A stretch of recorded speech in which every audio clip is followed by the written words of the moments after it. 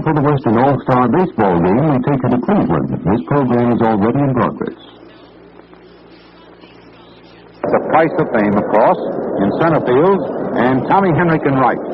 McCarthy will start Jim Bagby Jr., and that selection is significant, as it was Jim's dad, Jim Sr., who was a sergeant in World War I, and a 31-game winner for the Cleveland Indians in 1920. Buddy Rosar will be the catcher for the Americans. Now, Buddy Rosar is considered second string on the Yankees, the runner-up to Big Bill Dickey. Yet Rosar on any other club would be the first-string receiver and well thought of. Tonight's contest gives you something to consider when you realize that Bobby Feller will be pitching in front of his hometown admirers against Boudreau, Keltner, and Bagby, former teammates of his. In days gone by, Boudreau and Keltner stood out at shortstop and third base and reveled in the ease in which Feller retired their opponents. Tonight, both those batters will be on the receiving end of Bobby's genius. They'll have to hit against them, and that's not going to be easy. The game, as far as we can see it, will be decided by pitching. Cochran thinks the American Leaguers, no matter how great their lineup appears to be, must score runs to win. And as Mike said over coffee this morning, well, I think Feller and Rigney can hold them, while our service team hasn't been stopped yet, not by any club. Well, that's McCarthy's worry. The American Leaguers have a powerful aggregation to throw at the service boys, but as only 9 men can play the game at once, the Major League All-Stars will have to be at their very best to win. And you must remember, baseball fans, that old but true adage, anything can happen in baseball. And once again, here's Bob Elliott. Thank you very much, Wade Hoyt, for that fine analysis of this American League team that we're going to see here in the stadium tonight. And Al Shack, baseball's famous clown, is getting the center of the stage now, friends, because all these servicemen are off the field. And now Al is walking out to the center of the diamond and giving an impersonation of Bob Feller. He just gave one of Waller Johnson. He just walked out to the mound and heaved the ball way up into the wire, netting back of the plate. And now he's gone out there with that he has gotten down almost to a T, that rather unique stride of Bob Feller. Bob is one of the grandest fellows in baseball. I think he's been one of the most popular ball players of all time, but he has a rather odd stride. And Al Shack, believe me, has it right down to a T. And he just walked out there to the mound, and now he's starting his windup, and he's going to heave another baseball, and he gives that one a heave-ho right up into the screen, and the crowd really likes it. It's just a few minutes before game time, before the All-Star game here in Cleveland, and the umpires, I've noticed, have just poked their heads.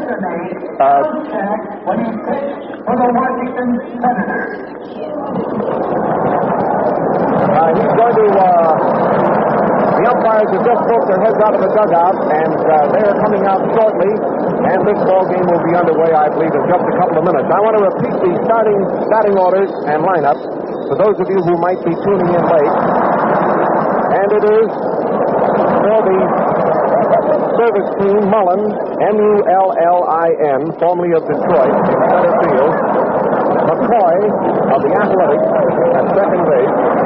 Don Padgett, who was formerly with the Cardinals and then with Brooklyn, and there's some dispute now as to about who he really wound up with, but he's finally with Uncle Sam, is going to be in left field. Peter Travis, the great Washington infielder, is going to bat in the number 4 spot and will play shortstop. Joe Grace, a very fine outfielder and a mighty good hitter, is going to be in right field. He was with the St. Louis Browns. Sturm, the former Yankee first baseman, is going to be at first.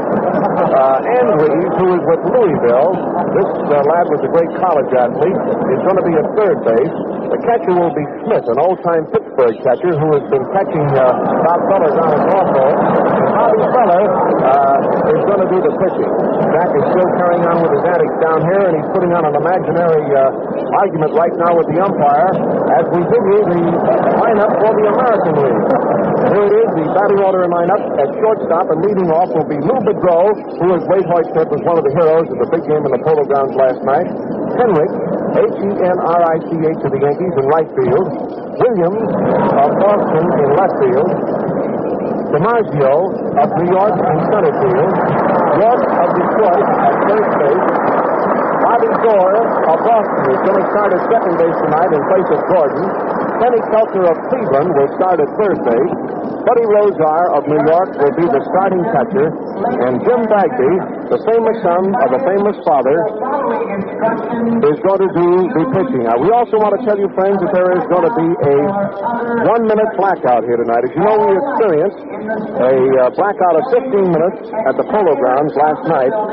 And tonight, at the end of the first half of the 6th inning, there will be a 1-minute blackout. There'll be a 1-minute pause in the ball game here and a 1-minute blackout at the end of the first half of the 6th. It will be for just 1 minute, and then the ball game will resume. Now remember, that is just a trial blackout at the end of the first half of the 6th inning. Friends, we're going to pause now before this ball game gets underway for a station identification. You're listening to the exclusive presentation of the All-Star Game between the American League and the All-Star Service Team from the big Municipal Stadium in Cleveland, Ohio. And this is the coast-to-coast network of the Mutual Broadcasting System. This is WGN, the voice of the people, Chicago. Friends, we're back here at Cleveland, and we're listening now to, and we're watching a ceremony of the lowering of the colors. We'll let you hear it.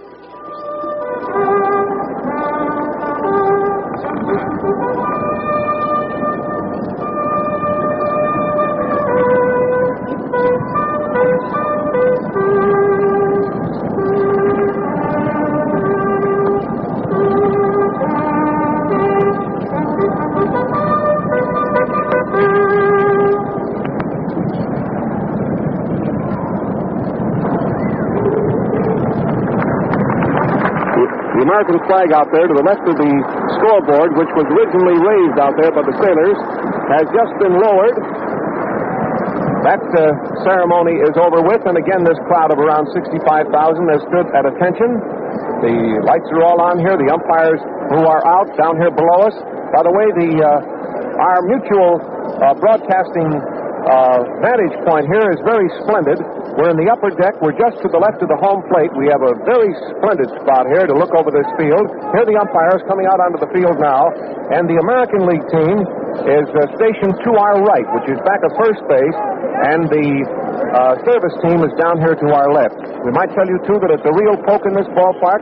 From home plate to the end of the right field foul line is 320 feet. To right center is 435. To dead center is really a magnificent poke, if anybody could hit it in there, of 470 feet. To left center field is 435. And down the left field line is 320. So both lines are the same. The left field is 320. The right field is 320. Center field is 470. Left center is 435. And right center is even a little bit farther. There's a spot back in there where that center field bleacher has no roof on it that is 463 feet. This is a huge double-deck stadium. It's just a giant place. It's, in fact, it dwarfs you when you sit in here and look at it. It's a complete double-deck circle all the way around, except right across in center field, where there is a bleacher with no stand that goes right across the entire center field section. The umpires are up here around the home plate now, talking to the coaches. I see Artie Fletcher up there, and Mike Cochran is up there for the service team. The soldiers and sailors are getting off the field, and the setting now is just about perfect for this great game here in Cleveland tonight. We've already given you the lineup twice, but it's going to be called around to the people here in the stand. And for the first 3 innings in the ball game tonight, we're going to listen to Jack Graney of station WHK in Cleveland. Jack broadcasts all the ball games here in Cleveland. He's familiar with this stadium, and I know he's going to give you a splendid picture of the first 3 innings of this game. So we're just about a minute and a half to game time, and I know he has some things that he'd like to tell you, so come in, Jack Graney. Bob, this is the field in which Bob Feller, who is starting for the All-Star Service team tonight, created a record of 18 strikeouts when he pitched against the Detroit Tigers a few years back. It was the first game of a doubleheader in the last day of the season when Bob walked that fastball through to strike out 18 batters and beat Dizzy Dean's record of 17. Bob had already tied it, but went out and beat that record. The boys are still around home plate there, going over the ground rules, and the fans are still coming in. The soldiers and sailors are now marching off the field, going up into the left field stand, the lower left field stand. They're pointing out towards right field there. Apparently they want to know just what will happen if a spectator reaches out and grabs that ball down the right field line, and they've gotten together on the ground rule. just a moment, the American League players. The American League is the home team tonight, so they're taking the field. The winners of last night's All-Star game, the American League champions, the home team, so they take the field, and the All-Star service team will be first at bat. The umpires tonight will be Stewart back at the plate. It'll be Balafrant at first base, McGowan at second, and Barlick at third base. Now, after 4.5 innings, Stewart will exchange with Barlick, and Barlick will come back to the plate after 4.5 innings in this All-Star game. Jim Bagby is out on the mound now, warming up, a big, tall right-hander. And as Wade Hoyt has already told you in opening, that it was Jim's father who in 1920, the only World Series brought to Cleveland, the only pennant and World Series, Jim Bagby, Sr., who now makes his home in Atlanta, Georgia, won 31 games for the Cleveland Indians. I think that Jim Jr. has a little more than his dad. He has more on that fastball, but is very much on the same order. He has a fadeaway, a knuckleball, a fastball, and a curve. And for you fans, naturally we know that a large number of you people listening in wish that you could be present at this great American League All-Star Service game. However, knowing that to be a physical impossibility, the thought occurs to us that you might be interested in aiding this fine cause by sending in the price of a ticket for your seat at the radio. Now, the seats are $1.35 and $1.60. And if you're interested, you may send your contribution to the Cleveland Baseball Company, who in turn will see it is added to the combined Army and Navy relief funds.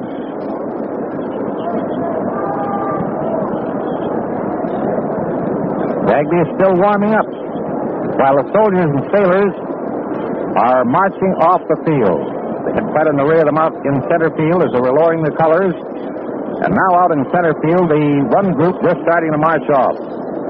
The infield, taking their warm-up practice. It's Rudy York, playing first base. It's Bobby Doerr at second. It's Boudreau at short. Kenny Keltner playing third base. Williams in left field. Joe DiMaggio, the Yankee Clipper, in center. Tommy Hendrick in right field. With Bagby pitching, Rosar catching.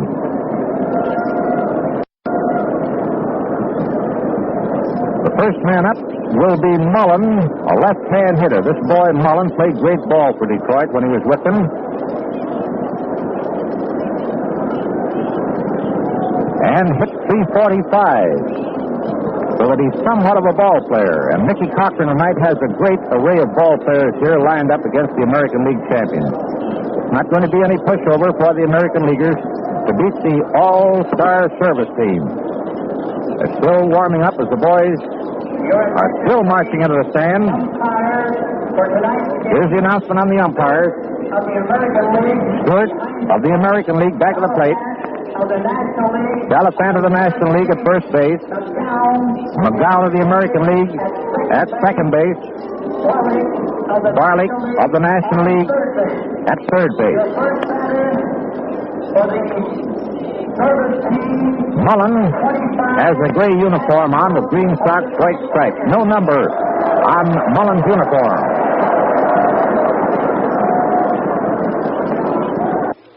Last night's ball game, Lou Boudreau leading off, hitting that home run. The Cleveland fans got a great kick out of seeing, or hearing rather, Lou Boudreau getting that home run, followed by Rudy York's home run in the first inning after Tommy Hendrick had doubled. It was a great ball game, and everybody enjoyed it. The fact, I think, that the Cleveland boy had something to do with the win has created a lot of interest around in this section.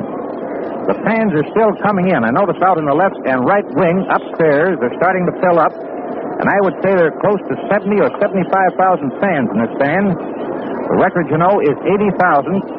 When the Philadelphia Athletics played the Cleveland Indians here in the first game played in this stadium. Lefty Grove pitched against Mel Harder. and defeated Mel Harder 1-0 in a great pitching duel. And it was Mickey Cochran, who was the manager of the All-Star team here tonight, who broke up that ball game with a base hit in the 8th inning.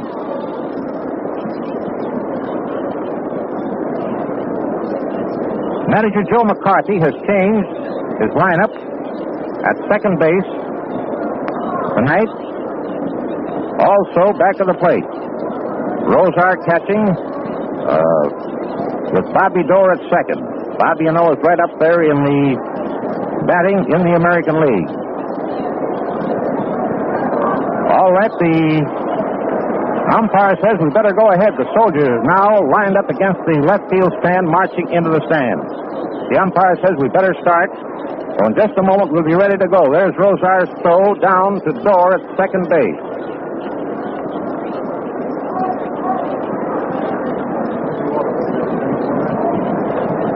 Jim Bagby, a right-hander pitching for the American champions. Rosar back to the plate. Jim Bagby gets his signal. Starts his windup. Here's the first pitch of the ball game. Here it comes. And it's a hot shot down toward short. Woodrow takes it on the big hop to throw to first. He's out. Woodrow to York on the first ball pitch. One out. Nobody on. And Denny McCoy of the Philadelphia Athletics, the left-hand hitter up. As a matter of fact, the All-Star team, the first 6 batters are left-handers. Left-hand hitters. McCoy steps into the batter's box. Jim Bagby now has called time. He wants to get together with Rosar on the signal. Rosar is trotting out halfway to the pitcher's mound. They're there talking it over. Jim has plenty of different pitches. You know, he has a very sneak fast one. He doesn't take much of a wind-up, and he blows that fast one through. He has a screwball. He has a knuckleball, and a very good curveball.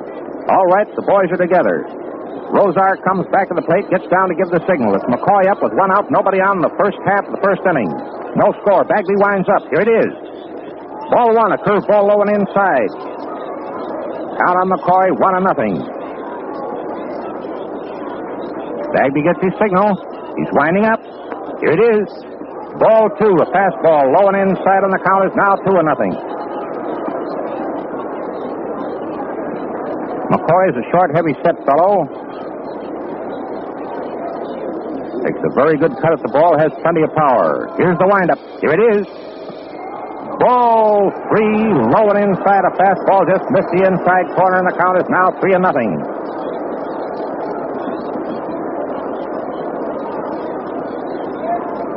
Here's the windup. Here it comes. Ball 4, low and inside. And McCoy trots down to first base. Number 8, Don Padgett of the St. Louis Cardinals. Don Padgett of the St. Louis Cardinals. A big fellow, and I noticed him in batting practice. He takes a terrific cut at that ball. He's a left-hand hitter, steps into the batter's box. It's McCoy on first base. 1 out. Bagby takes his stretch. Here it comes. Ball 1, a fastball just missed the outside corner.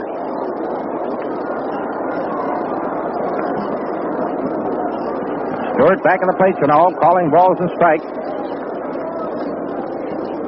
Bagby gets his signal, comes up to pitching position. Here's the pitch. Foul back to the screen. This boy Padgett had a nice cut at that fast one. Rosar gets a new ball from umpire Stewart, rubs it up, walks partway out to the pitcher's mound and tosses it to Bagby. The count is now 1-1 on Padgett. First half, the first inning, no score. McCoy is on first, having walked. Bagby gets his signal, takes his stretch. Here's the pitch. Foul back to the screen, and Padgett almost fell down as he swung and fouled that one off. And the count is now 2 strikes, 1 ball. Both fast balls through there. Bagby looks out at the scoreboard to see what the count is. It's 2 strikes, 1 ball. Rosar down, giving the signal. Bagby takes his stretch. Here's the pitch. Ball 2. That fast one just missed the outside corner. Count is even, 2-2. Bagby goes back to the rosin bag, steps on the rubber, takes his stretch. Here's the pitch. And it's a high fly ball in short left field, just inside the line. And there goes, it drops inside the line, and there goes McCoy to second base. He rounded second base, the ball dropped among Keltner, Boudreau, and Williams. A high popper just inside the left field line, in short left field, as Boudreau, Keltner, and Williams raced after that ball. McCoy had rounded second base. The ball bounded up to Boudreau, and he raced back to second. A single for Paget.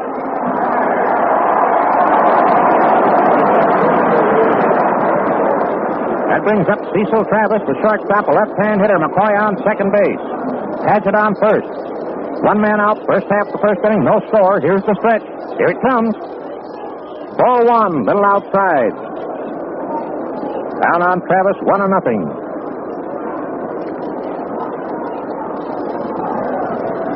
Those service boys are making a bid for a score in this inning. Here's the stretch. Here it comes. Ball two, low and inside, and the count is now 2-0. Rosar walks out in front of the plate, snaps the ball back to Bagby. Bagby now gets his signal, takes his stretch. Here's the pitch. Ball three, a little outside, a fastball just missed the outside corner, the count 3-0.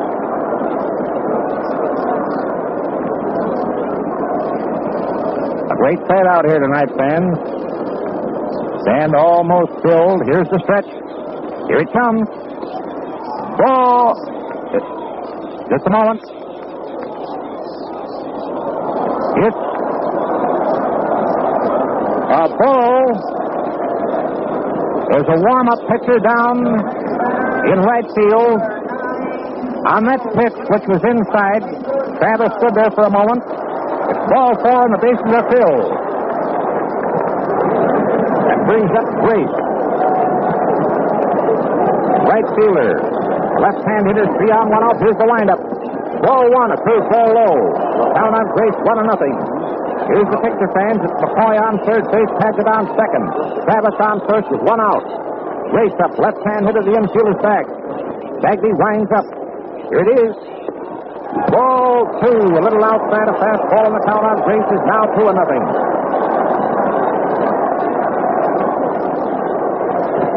Charlie Red Ruffing starting to warm up down in the American League bullpen. Grace steps back into the batter's box. Bagby gets his signal. He's winding up. Here it is. Ball three, outside, a fastball. And the count 3-0 with 3 on and 1 out. First half, the first inning, no score. Bagby winds up. Here it is. Strike call. A fastball right down the alley. Crowd cheers, and Bagby got that one over. 3-1 is the count.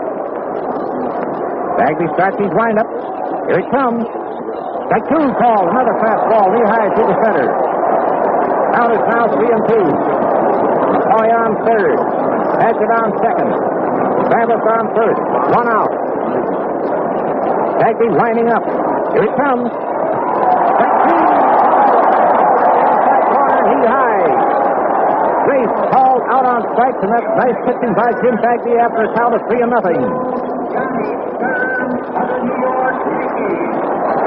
Johnny Sturm of the New York Yankees, the left-hand hitter up.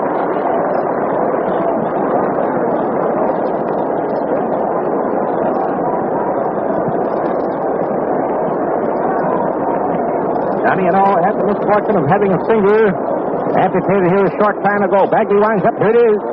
Foul, bounding back to the stand.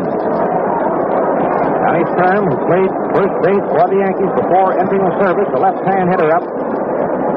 One of the first ball pitches fouled off. Now Rosar gets a new ball, walks partway out to the pitcher's mound, says something to Jim Bagby, tosses him the ball and drops back to his position back of the plate. It's the first half, the first inning, and there's no score.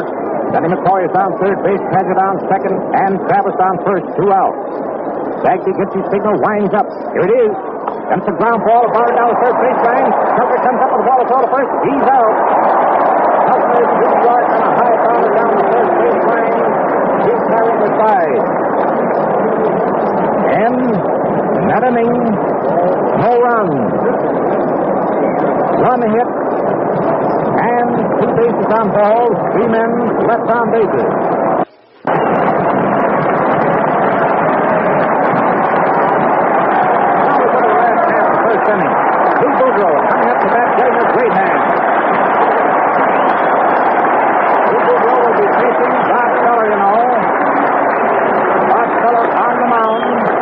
pitching. You know, Bob Feller has always been referred to as a speedball pitcher, and on account of his terrific speed, they've overlooked that great curveball that Bob has. He has a real curveball, one of those that seem to explode. Not so long ago that he was pitching for Cleveland, I saw him with a count of 3-2 on a batter, break that curveball on the right-hand hitter, and the right-hand hitter was called out sitting on the ground. That's just the way that curveball exploded.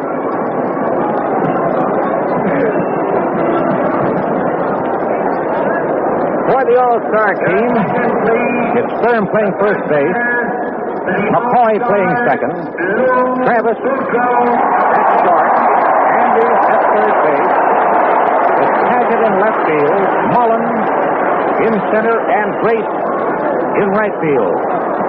All right, there's the last warm-up pitch. Boudreau steps into the batter's box.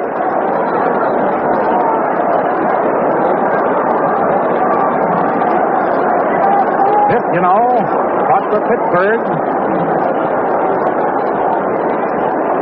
Lou Boudreau, right-hand hitter, steps into the batter's box. He's leading off. For the all-service team, last of the first inning, no score. Feller winds up. Here it comes. Ball one. That fast one outside. Down on Boudreau, 1-0.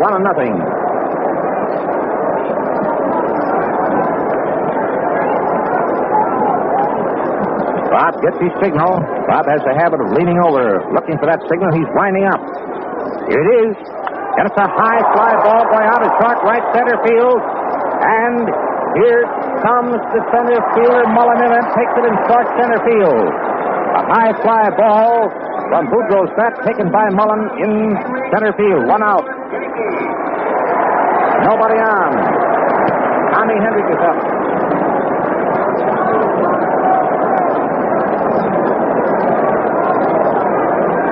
Tommy Hendrick, last night, his first time up, by fast base running, double. Here's the windup. Here it comes. Ball one. A curveball broke low and inside. The count on Tommy Hendrick, 1-0. Tommy's a left-hand hitter, you know, and has great wrist action up there. Bob Feller, a right-hander on the mound, gets his signal. He's winding up. Here it is. Strike call.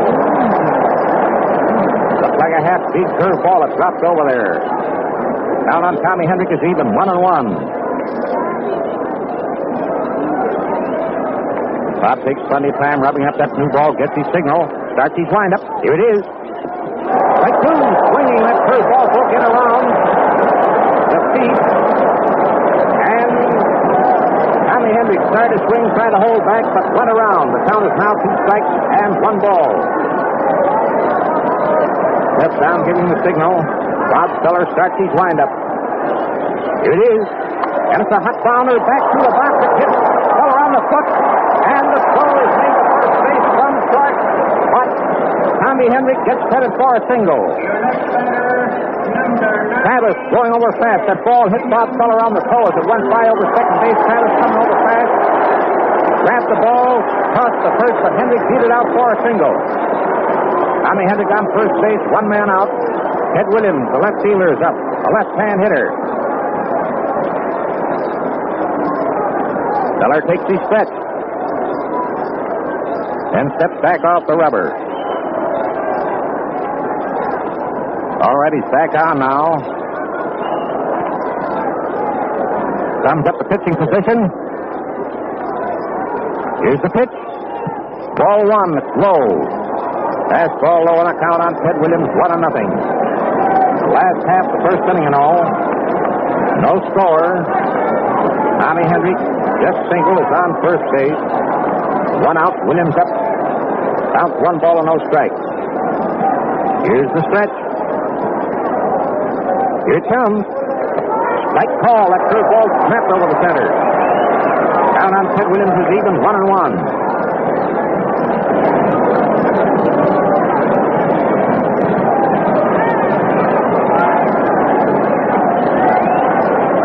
Feller gets his signal. Okays it. Takes the stretch. Here's the pitch. Ball two. That's passing a little inside. Down on Ted Williams is now 2 balls, 1 strike.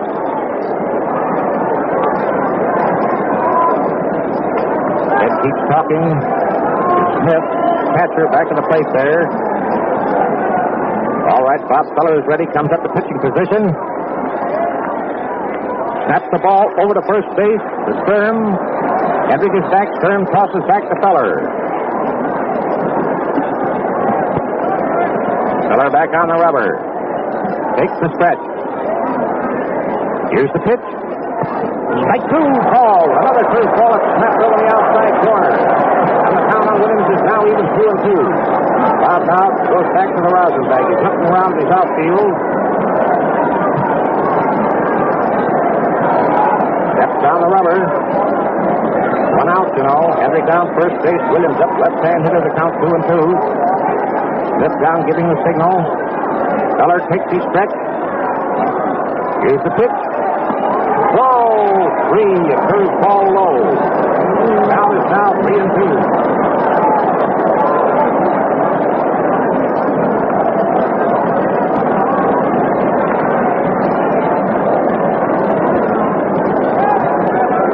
And 2 is the count.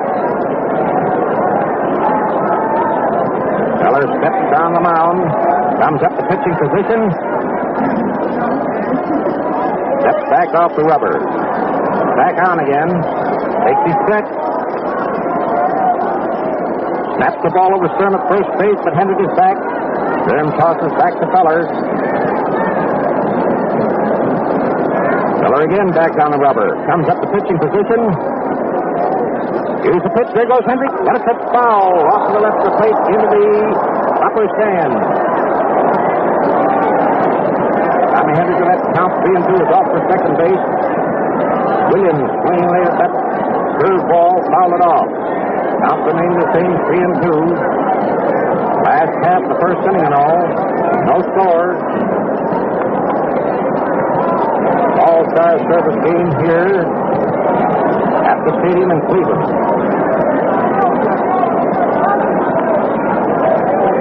Feller comes up to pitching position.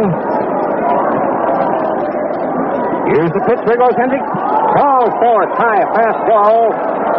Williams walks. Hendrick goes to second. Joe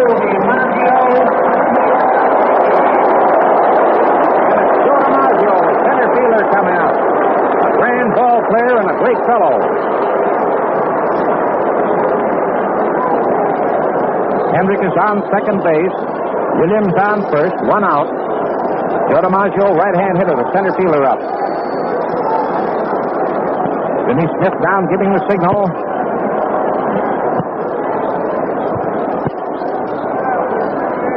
Sturm is playing off first base. Back of Williams. Here's the stretch. Here it comes. Strike. Swing. First ball broke outside. DiMaggio swung hard and missed. He steps out of the batter's box, picks up a little dirt, rubs it on the bat.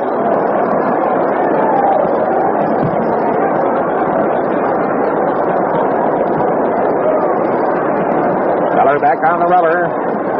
Comes up to pitching position. Here's the pitch.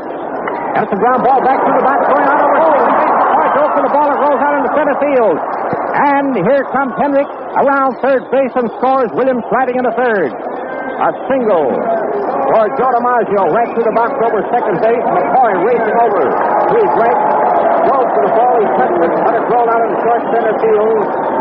Hendrick scoring. Williams sliding into third. And the score is now American League 1 and the All-Star Service Team nothing. That brings up Rudy York. Rudy York, a right-hand hitter, up. Williams on third. Joe DiMaggio on first and one out. The infield is playing back. Bob Feller takes his stretch. Here's the pitch. Got a drive going out to deep right field. There goes Grace away back near the track under it and takes it, almost dropped it. And DiMaggio all the way over to second base and starting back to first as Williams traps in, steps on the plate of the score. It is now American League All-Stars 2. And the All-Service Team nothing. York drove deep, but Grace almost to the track in right center field. That brings up Bobby Doerr, the second baseman. Right-hand hitter. 2 men out. Joe DiMaggio on first base. Feller takes his stretch. Here's the pitch. Ball one. Curveball low and outside.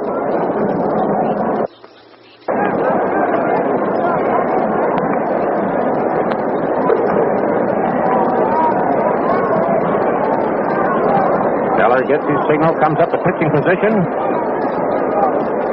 Here's the pitch. That's a high foul ball to the left of the plate. Smith has his mask off, but here comes Anders under it and takes it to third base and takes it down the third baseline, a foul retiring the side. Now we pause for station identification. This is the Mutual Broadcasting System.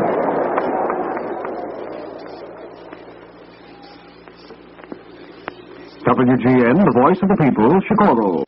Well, here we are back at the stadium in Cleveland for the All-Star Service team playing the Championship American League team.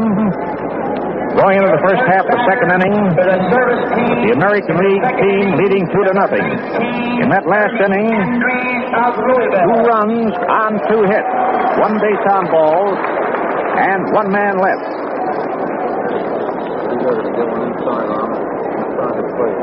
Andrews, the third baseman who caught that last foul ball, a right-hand hitter, is the first man up. He's the first man up to face Jim Bagby, who was on the mound. Rosar back to the plate. Bagby winds up. Here it comes. Ball one, inside a fastball. Andrews, number 19 on his back of his shirt. Bagby winding up. Here's the pitch. Strike called. A fastball up the outside corner. The count is even, 1-1. First half of the second inning. Here's the windup. Here it is. And it's a line drive foul down the left field line. Into the stand. A slow curve, and Andrews made a fast one out of it. A line drive foul. The count is now 2 strikes, 1 ball.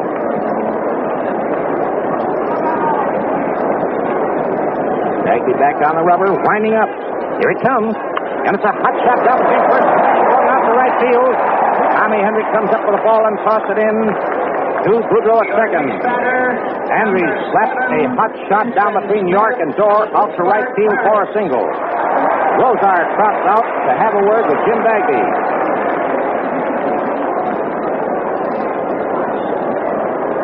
That brings up Smith, the catcher. Right-hand hitter. Henry's on first base. Nobody out. Bagby takes his stretch. Here's the pitch. Foul off to the right of the plate. Here comes Rosar racing over near the boxes, but it's dropped in front of the Indian dugout and bounds into the stand. And the count on Smith, 1 strike.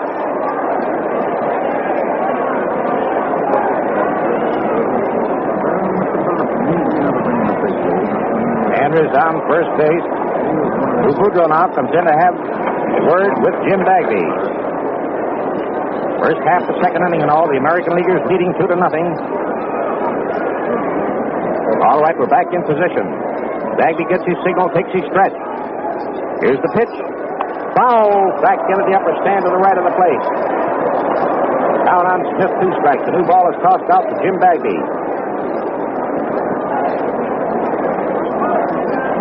Bagby standing on the mound looking for that signal. Comes up to pitching position. Here's the pitch. Ball 1. Almost a wild pitch. A curve ball away outside. Count is now 2 strikes, 1 ball.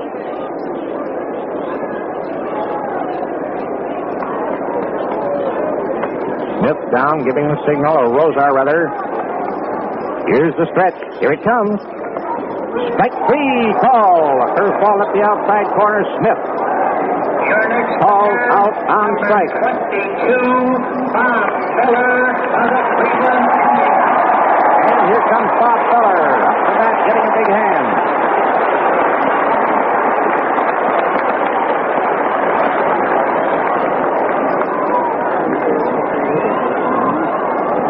Bob stops on his way up in the batting circle, picks up the rosin bag, dusts a little on his hands, and walks up to the plate. He's a right-hand hitter.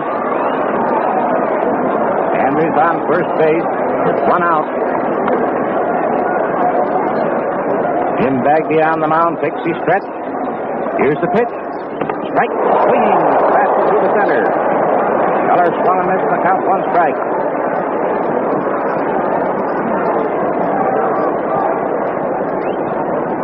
Bagby comes up to pitching position. Here's the pitch. Strike two called. Fastball up the outside corner. And the count on Bob Feller is now 2-0.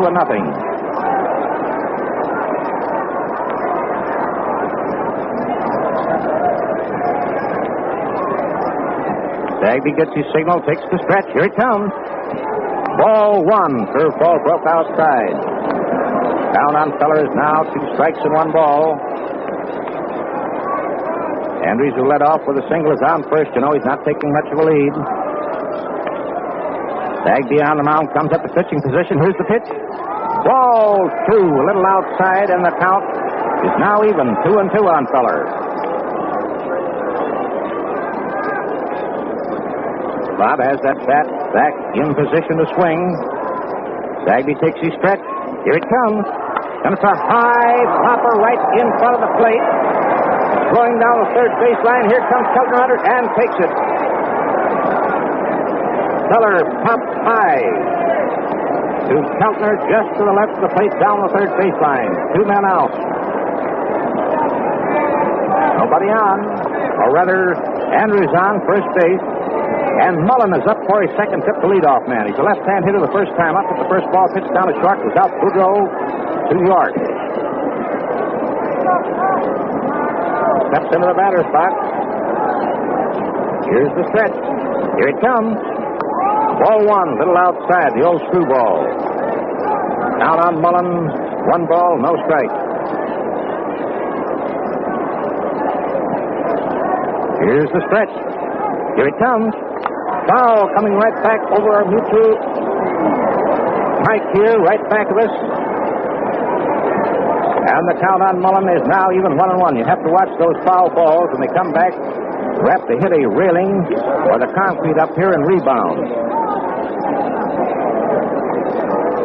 2 balls tossed up. Jim Bagby now he's standing on the rubber. Mullen up left-hand hitter. The count 1-1 with 2 outs. Andrews on first. Bagby gets his signal, takes the stretch. Here it comes. Strike 2 call. The fastball at the inside corner, knee high.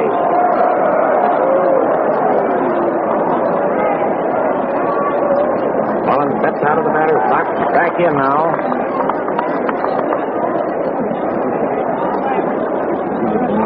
Bagby comes up to pitching position. Here's the pitch. Ball 2. The old screwball away outside. Count is even, 2-2. On Mullen, the center fielder, left-hand hitter with 2 outs. Runner on first. Here's the stretch. Here it comes. And it's a line drive. Center fielder looks like a base hit. Williams going out fast, and he pulls it down. A line drive to left center field taken by Williams. But boy, Williams covers a lot of ground out there. He doesn't look as if he's covering much, but he lopes after that ball. He pulled that line drive down from Mullen's bat. Retiring the side. And in that inning, no runs, 1 hit.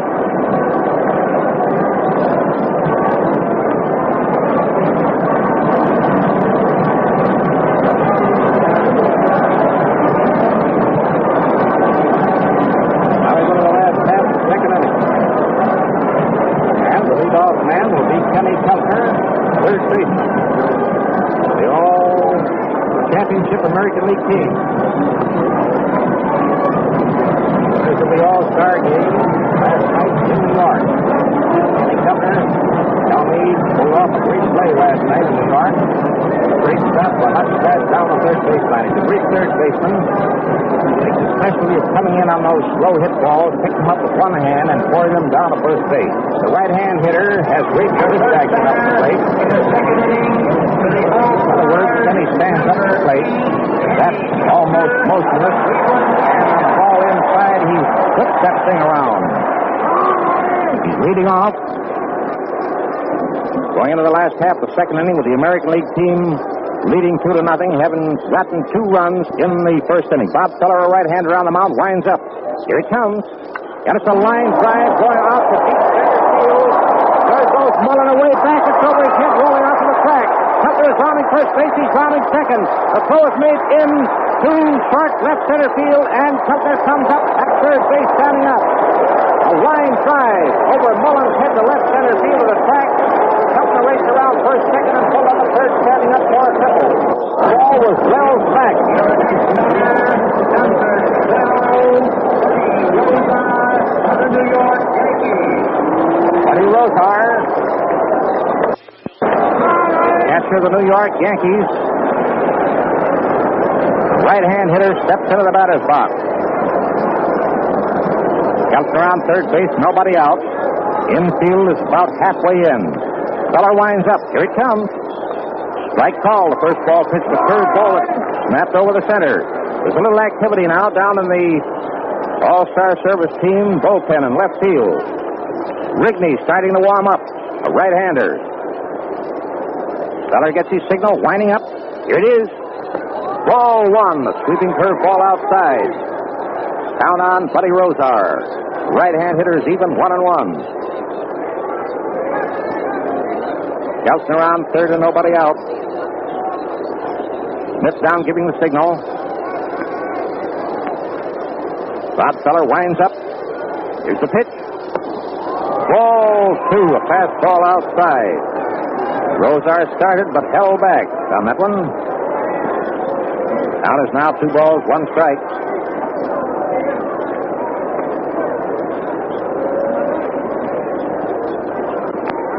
Keltner taking a short lead off third base. Nobody out, you know. Feller starts his windup. Here's the pitch. And it's a hot shot down between short and third, going out to left field. It's a base hit. A single, and Keltner cut in from third. As it tosses the ball into second base, a single for Rosar, a hot shot down between. And that's all.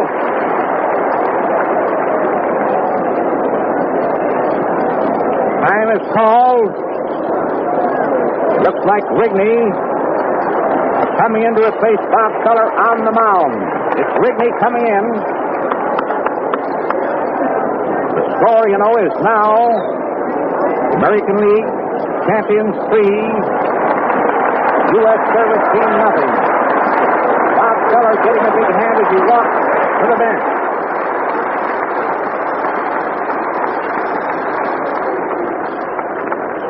Well, Rigney now is out. Start his warm-up pitches. And while Bob Feller was on the mound in the first inning, Tommy Hendricks singled. And Joe DiMaggio singled, making 2 hits in the first inning. Keltner, in this inning, started off with a line drive triple to the track over Mullins' head of left center field. Rosar singled between short and third out to left field, driving in Keltner to put the American League team in the lead 3-0. So that they have made, Bob Feller gave up 4 hits, 3 singles and a triple.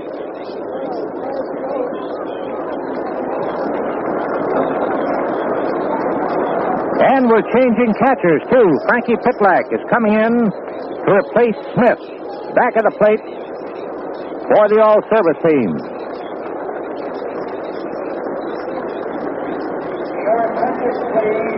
Number 18, Frankie Pitlack, now. And Frankie Pitlack is getting a big hand.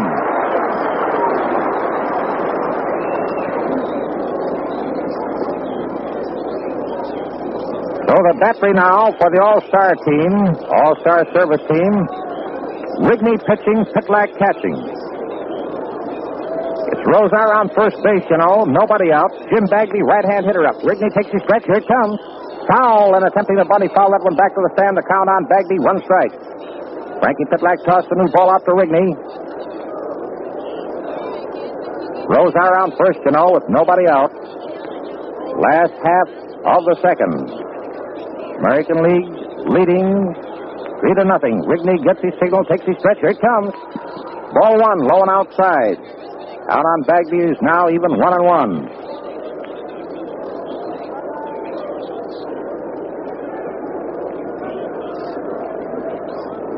Rigney steps down the rubber, comes up to pitching position. Here's the pitch. And it's fouled in attempting the bunt. Bagby fouled that one off. It dropped dead at the plate. Pitlack picked it up, tossed to Andrews down the third baseline. He tossed it to Rigney. Count is now 2 strikes and 1 ball on Bagby.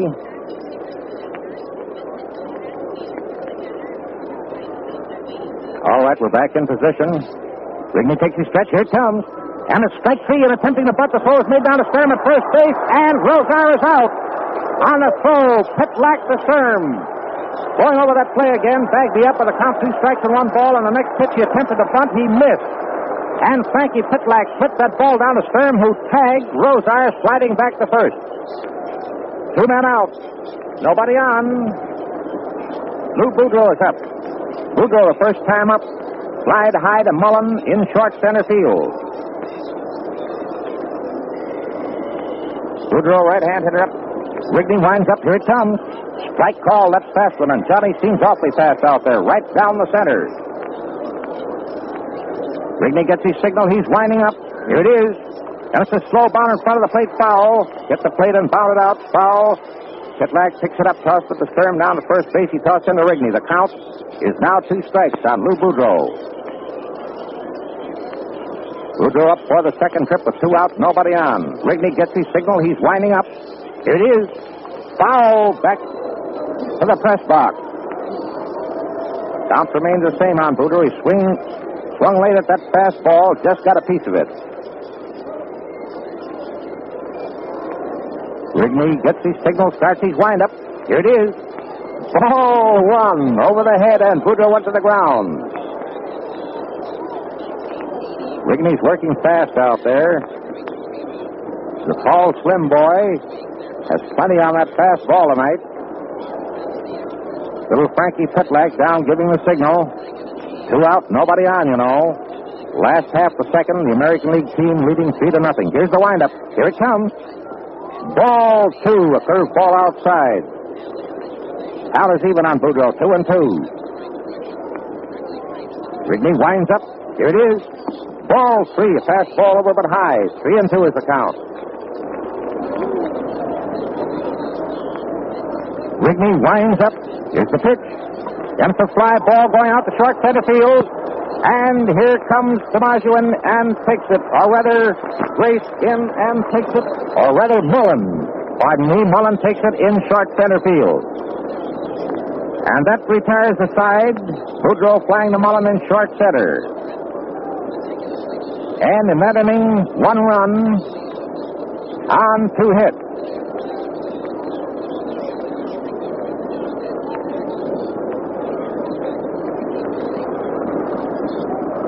Art Fletcher now trots up to umpire Stewart there at the plate.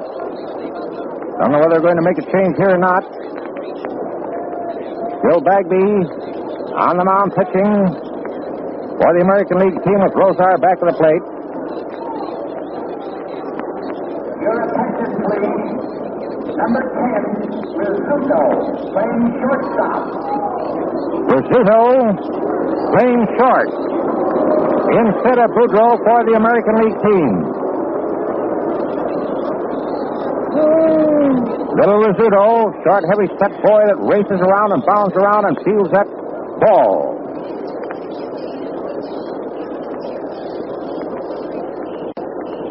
The first man up is McCoy, the second baseman. Jim Bagby on the mound, winds up. Here it comes. Ball 1, a little outside a fastball. McCoy up for his second trip. First time up, walk. Here's the windup. Just a high foul over our heads here. Coming right down. Wade Hoyt tried to catch that one a little out of his reach. I don't know whether to charge him with an error or not on that one. But the count is 1-1 on McCoy, leading off. First half, the third inning. Bagby gets his signal, winds up. Here it comes. Strike 2, call a curveball at the inside corner. It's the first half, the third inning, you know. American League team leading 3-0.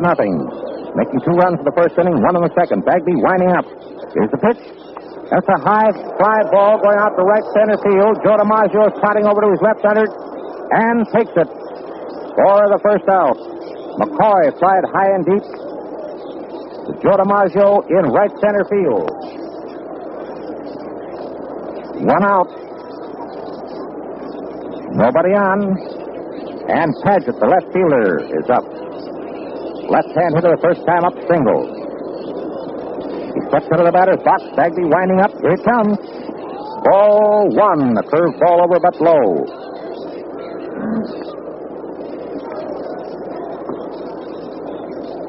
Rosar down the signal. Bagby winds up. Here's the pitch. Foul. Back to the screen. The old screwball up there. Paget out ahead with his swing. Fouled it off. The count is even 1-1. Rosar gets a new ball from umpire Stewart. Walks out in front of the plate. Tosses it to Jim Bagby. All right, we're back in position now. Bagby starts his windup. Here it comes. Ball two. Outside on the count. On Paget is now 2 balls and 1 strike. Bagby winding up. Here's the pitch. Foul back over our heads here into the upper stand. Count is now even 2-2.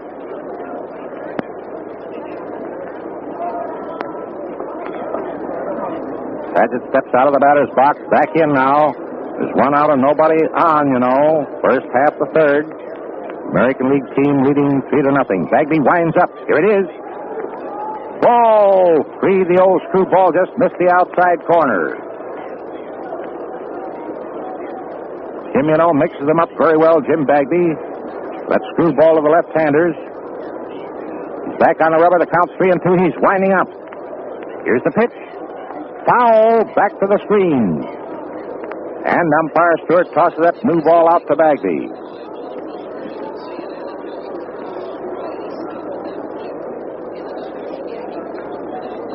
Paget out of the batter's box now, taking his time.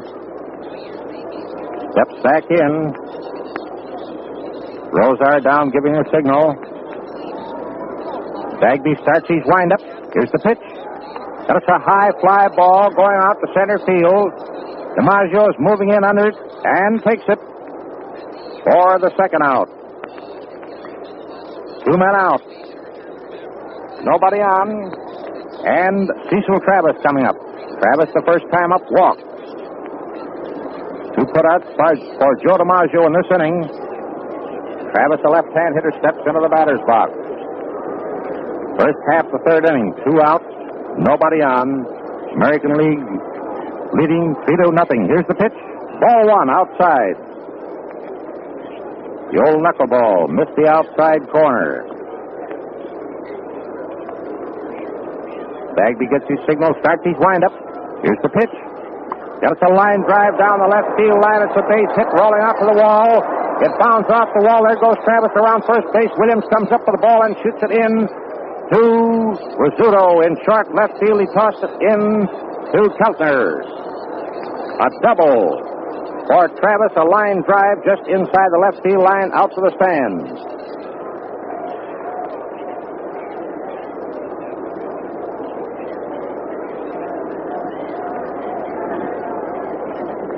Well, that brings up Grace, the right fielder. The first time up, struck out. He's a left-hand hitter. 2 out. Travis down second. Bagby steps on the rubber, takes his stretch. Here's the pitch. That's a ground ball back to the box. Bagby leaps up, clears it with one hand. The toss to first. He's out. Bagby to York on a high bouncer to the pitcher's mound.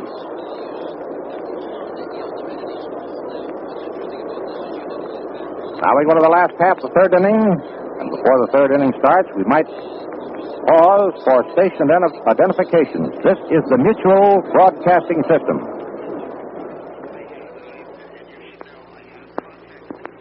This is WGN, the voice of the people, Chicago. Well, here we are back at the stadium in Cleveland, where the All-Star Service team is playing the champions of the American League. It is the champion American League team. And we're going into the last half of the third inning with the American Leaguers leading 3-0. And it's Tommy Hendricks leading off. Rigney on the mound, right-hander winds up. Here it comes. That is a foul. A drive down the left field line into the stand. Down on Tommy Hendricks, 1 strike. Tommy Hendricks, his first time up. Bob Feller on the mound, slashed a single through the box. He's up for his second trip. Count 1 strike. Rigney, a right-hander on the mound, put like back of the plate. Rigney winds up. Here it comes. Ball 1, little outside a fastball. Count is even on Tommy Hendricks. Rigney gets his signal, winds up. Here it is. Ball 2. Little outside, and the count is now 2 balls, 1 strike. Last half the third inning with the American Leaguers leading 3-0. Rigney winds up. Here it comes. Ball 3. A fastball just missed the outside corner. 3-1 is the count.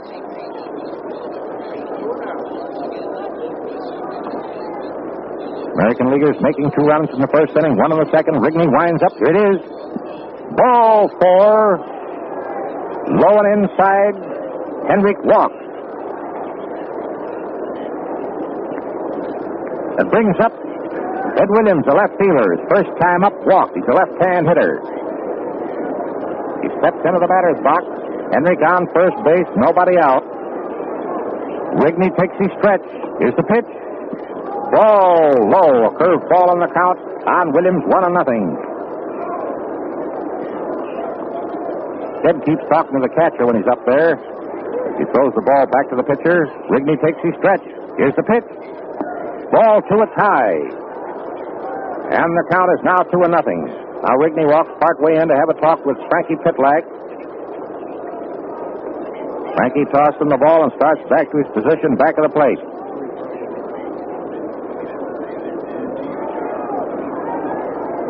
All right, we're back in position now. Williams up, left-hand hitter. Hendrick on first, nobody out. Rigney takes his stretch. Here's the pitch. Ball 3, it's low. And the count is now 3-0.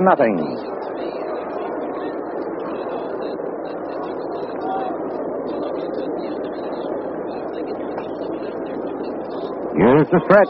Here it comes. Ball 4, high and outside. Williams also walks, and Tommy Hendrick goes to second.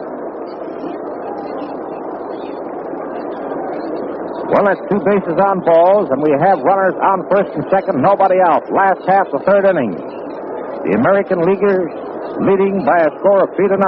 And Joe DiMaggio comes up. Joe, the first time up, slapped the single over second base. The right-hand hitter steps into the batter's box.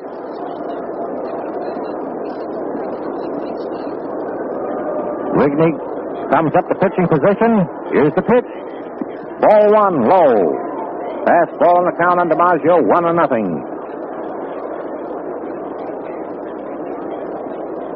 Pitlack down, giving that signal. Rigney takes his stretch. Here it is. Ball 2, it's inside. Rigney's a little disgusted that he can't get that ball over the plate. Frankie Pitlack rubs the ball up well and tosses it back to Rigney.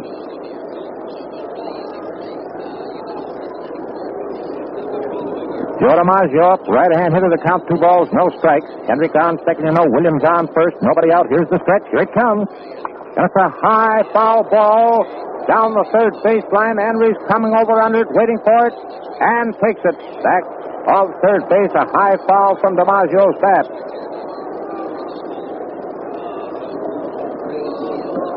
One out.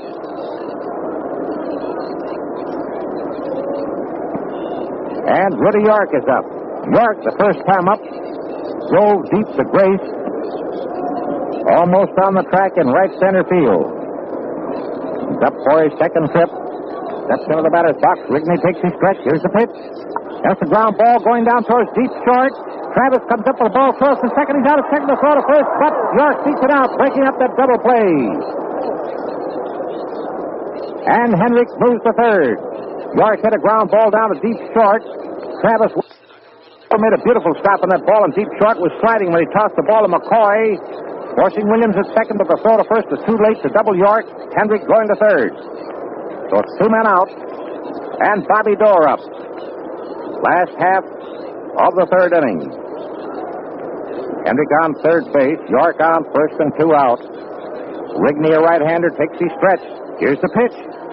Ball 1, a curve ball over but low. Count on Bobby Doerr, 1-0.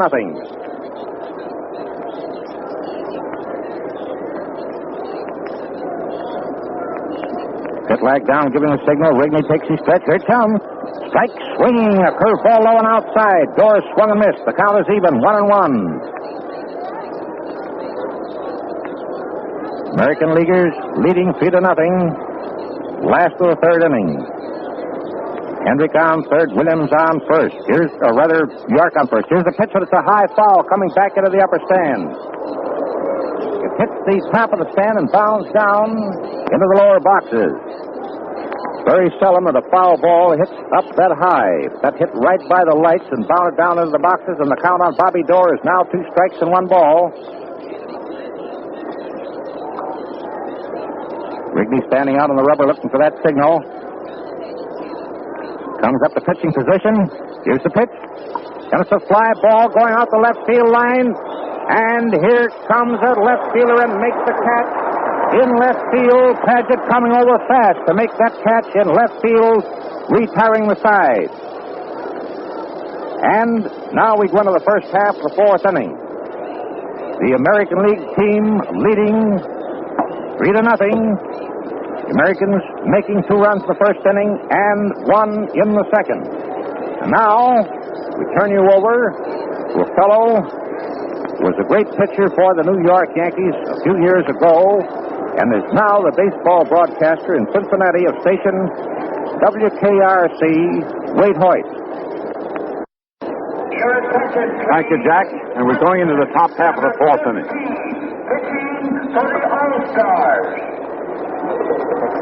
And Sid Hudson of the Washington Senators is coming in to pitch for the All-Stars. Sid is a fastball pitcher, a right-hander, and a youngster.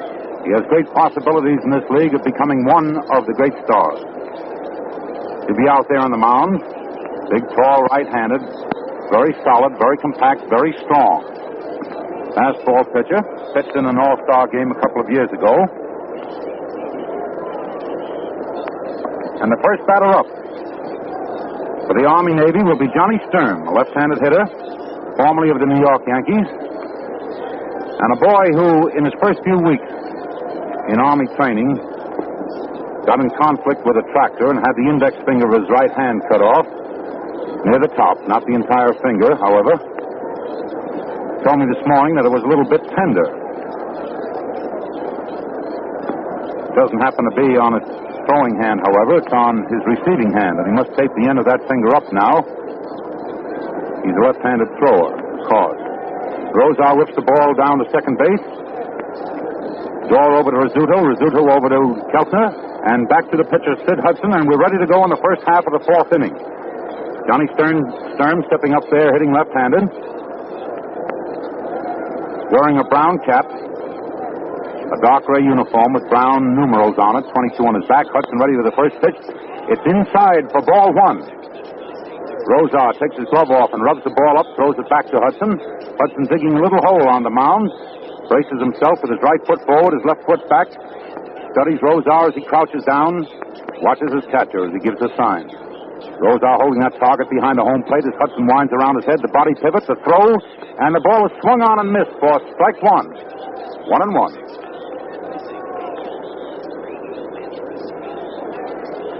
Johnny Sturm backs out of the batter's box, and the American League All-Stars are playing him very normally.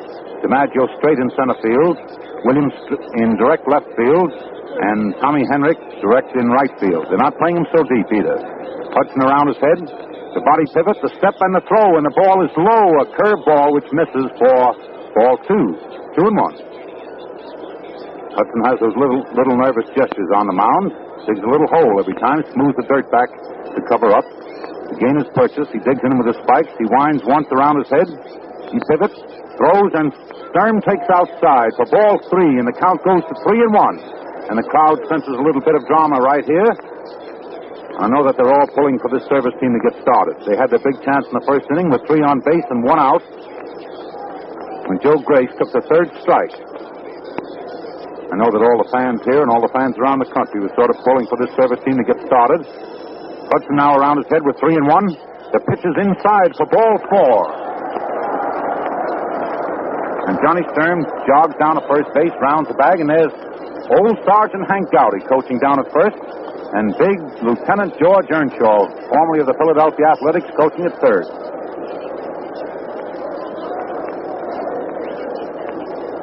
So Sid Hudson has walked the first man to bases, Johnny Sturm. That brings up Ernie Andre of Louisville, who had a single in his first time at bat, batting right-handed, holds the bat well back, and leans back as a curveball snaps over the plate for strike one. And the ball is shot back from Rosar to Hudson. Hudson on the mound appears a little bit self-conscious, pitching in this very important game, and he comes to his balk stance, hands across his chest, watches his runner, delivers to the plate, and the ball is swung on, hit down to Rizzuto at shortstop. Really quickly, throw it over to Dorr, and Dorr over to Rudy York, and there's a double play. Ernie Andre hit the ball down to the shortstop, and Rizzuto, with one fell swoop, in one motion, picked the ball up, relayed it to Bobby Dorr, Dorr pivoted, and threw to Rudy York for a double play.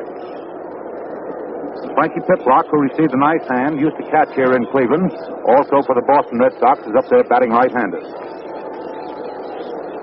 Hudson around his head once. He steps far, delivers, and Pitlock swings very late on a ball that was already by him for strike one.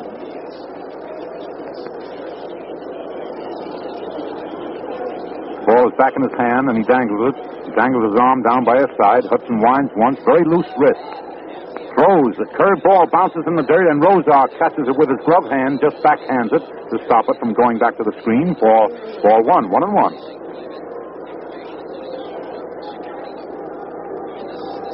Hudson takes a hitch at his belt, just pulls up his trousers a bit, leans forward to take the sign. Now he's around his head. In he comes, and the ball breaks low. A curved ball for ball 2-1. The ball is lobbed back from Rosar to Hudson. Bobby Dorr out at second base has his glove off. Rizzuto has his glove off as they wipe their hands on their trousers. Now they're down on their knees watching Hudson wind up. With the count 2 balls, 1 strike, he steps and throws, and it's fouled right up by our broadcasting booth. And a young lady over here to the left of us puts out her hands in an attempt to catch it. The crowd sort of gives her a cheer as she reaches out for the ball. And the count goes to 2-2. 2 strikes and 2 balls. Hudson with a new ball rubs it up, touches the rosin bag, grinds it between his bare hands to take the gloss off it. And he comes back in the pitching rubber, drops his left foot back. The wind-up, the step, and the throw, and it's outside. A curved ball misses outside for ball 3, and the count is run to 3-2. One of the American League All-Stars is dashing down in the bullpen.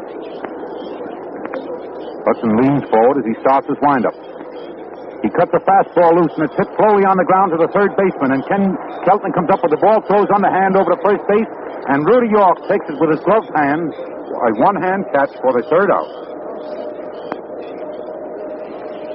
And so for the Army-Navy, in the first half of the 4th inning, there were no runs, no hits, and no one left on base. And in 4 turns at bat, the Army-Navy have had no runs, 3 hits, and 5 men left on base, and there has not been an error made by either team so far in this ball game. And you know, fans, naturally, we know that a large number of you people listening wish you could be present at this great American All-Star Service team game. However, knowing that to be a physical impossibility, the thought occurs to us that you might be interested in siding in with this fine cause by sending in the price of a ticket for your seat at the radio. Now, these seats are $1.25 and $1.60. And if you are interested, you may send your contribution to the Cleveland Baseball Company, who in turn will see that it is added to the combined Army and Navy relief funds. And believe me, it's a great cause. And you'll never miss that little pittance that you send in for these boys. We're going into the last half of the 4th inning, and the first man to bat for the American League All-Stars will be Kenny Keltner, facing that sterling right-hander Johnny Rigney, formerly of the Chicago White Sox. Rigney's a big, tall, lean right-hander and a very good change-of-pace pitcher. The first ball is pitched right over the outside corner for strike 1, right into the glove of Frankie Pitlock. Pitlock holds that target, Rigney around his head, and the ball is hit very hard into left field. And there comes Don Padgett into foul territory across the left field foul line, way out by the bleachers to take it for the first out. Don Padgett of the All-Service team made a very nice catch coming way across from left field, across the left field foul line to make that put out. 1 up, 1 away for the American League All-Stars. Now we have Buddy Rosar, who singled in the 2nd inning, to drive in Kenny Keltner. Stepping in there, the Yankee catcher, and he would be a first-string catcher on any other team. The first pitch by Rigney is fouled off over by the All-Star bench, and Johnny Sturm goes across the foul line over past the coach's box to take it for the second out. And And that yell you hear is a ball that was thrown from Sturm down the shortstop, and it got by him, and the umpire on third base, Al Barlick, picked the ball up and made a great stop, and the fans are giving the umpire a cheer. Well, there are 2 out in the last half of the 4th inning. I believe we're going to have a pinch hitter. We'll see who this is in just a moment. No, this is Sid Hudson coming up to bat himself. Sid Hudson of the Washington Senators. And he takes a terrific swing at the first fastball thrown by Rigney and sliced it right over toward the All-Star bench. That is, the American League All-Star bench, and bounced off the boxes. Carom back by Phil Rizzuto, who was coming up next, and Phil picked it up and threw it back to the ball boy. A new ball is out there in Rigney's hands. He takes a long wind up the step and the throw, and Hudson hits it down on the ground to Rizzuto, to the shortstop, and Travis throws him out easily at first base. And there are the 3 outs. Rigney pitched a very easy inning that time, and there were no runs, no hits, no one left on base for the American League All-Stars the last half of the 4th inning. We go into the first half of the 5th, and the first man up will be the pitcher, supposedly, Rigney. However, we can't tell in this ball game because there may be pinch hitters at any time. This has been a very good ball game so far, and I could see when Bobby Feller was pitching in the first inning, in the second inning, he playing right field. Number 2, Spence, playing right field. And Stan Spence of the Washington Senators, a very fine-looking prospect for the American League, also of the Washington Senators, is playing right field for the American Leaguers. As we were saying, Bobby Feller in the early innings, in the first and second innings, came home. He came to Cleveland, and he seemed as though he was just a bit self-conscious, appearing before his hometown fans once again. He was trying so hard to please and so hard to make good here this evening. He just reared back and let everything go with every bit of ounce of strength in his body. And he just didn't get away with it. However, you can see that Bobby hasn't been pitching regularly. He's been pitching once or twice, well, we'll say about every 2 weeks. And, of course, that is not enough to face such a team as these American League stars present this evening. However, Hudson on the mound as Rigney's at bat. The first man up. Hudson delivers a fastball high across his eyes, and Rigney swings and misses for strike 1. The ball is shot right back. Rose out of Hudson. Hudson drops that left foot back. He braces himself, digs in the spikes. He winds, comes side on with a fastball, and it misses about 6 inches outside for ball 1. 1-1. Old Johnny Rigney, one of the best change-of-pace pitchers in the big league. Hitting. Sid Hudson, the youngster, pitching. A fastball high across his letters, and Rigney swings and misses for strike 2. And Hudson really popped that ball right through there. Rigney swung late, didn't really have a chance to hit that one.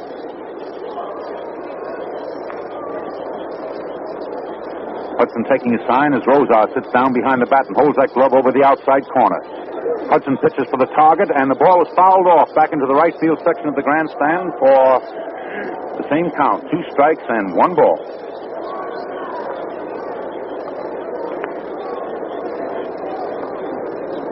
A new ball is thrown out, and Hudson rubs it up in his bare hands.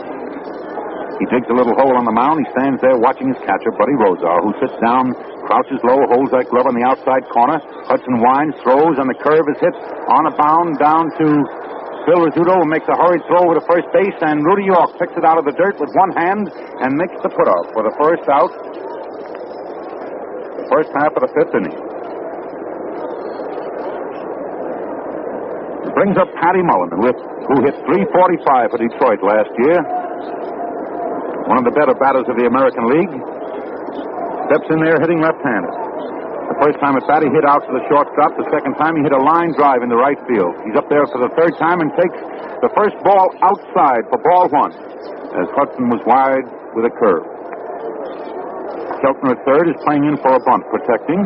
Rizzuto over around second. Dorr switched over to by first. The ball is pitched by Hudson and foul right above us for strike 1, and the count goes to 1 strike and 1 ball, and there's 1 out. First half of the 5th inning, and the score 3-0. 3-0 in favor of the American Leaguers. Hudson over his head once more. Steps, throws a slow ball, and it's a little bit high, a slow curve which broke high, and Mullen backed away from the plate to take it. He waves that bat from his left hand to his right, hitting left-handed. He counts 2 balls, 1 strike as Hudson winds. Next pitch is a fastball hit down, right down to the second baseman, Bobby Daw. Fields it on a third hop, throws to Rudy York, and he's out. The ball is whipped around the American League infield. And up comes Benny McCoy. Little Benny McCoy hitting left-handed, whom Connie Mack gave $45,000 to sign a contract with the Philadelphia Athletics. A neat piece of change. Good little ball player, holding the bat well back as Hudson delivers the first slow curve, and McCoy hits on top of it, but misses for strike 1. The game is moving right along. The American Leaguers are playing McCoy sort of around in right field because they know him. Hudson is around his head once more, steps, throws, and the ball is pitched outside for ball 1. 1-1. Every time Buddy Rozar throws the ball back to Sid Hudson, the pitcher, he takes his glove off, holds it under his left arm, and rubs the baseball up to take the gloss off it. He puts his glove on and dangles that long right arm along the seams of his trousers. He's around his head now. He steps and throws, and the ball is hit solidly down to Bobby Daw out on the grass in right field, and Daw makes a sensational play going over by first base out on the grass to take that ground ball and throw Benny McCoy out at first base. So the first half of the 5th inning ends with the Army-Navy having no runs, no hits, and no one left on base. In 5 turns at bat, Mickey Cochran's all-service crew have had no runs, 3 hits, and 5 men left on base. And it's been a very good ball game for the reason that there have been no misplays in this contest. There have been no errors by either side. We go into the last half of the 5th inning, and Johnny Rigney still on the mound for the all-service team. The 85-piece Navy Band, the Great Lakes Band, playing down in the left field section of the grandstand. Perhaps you can hear it through our microphone. All dressed in white with their sailor caps on. The field presents a very pretty picture. The stand almost filled to capacity. And if some of you fans have ever been in the Yankee Stadium, you might get sort of a topography picture of this stadium here in Cleveland, because it resembles the Yankee Stadium, although it's not triple deck, just a double deck stand. With both the left wing of the grandstand and the right wing run way around into right and left field. Umpires. Barrick of the National League behind the plate. McGowan of the American League on first base. Salafant of the National League on second base. Stewart of the American League on third base. You probably have heard the public address system announce the change in umpires, as is the custom after 4.5 innings.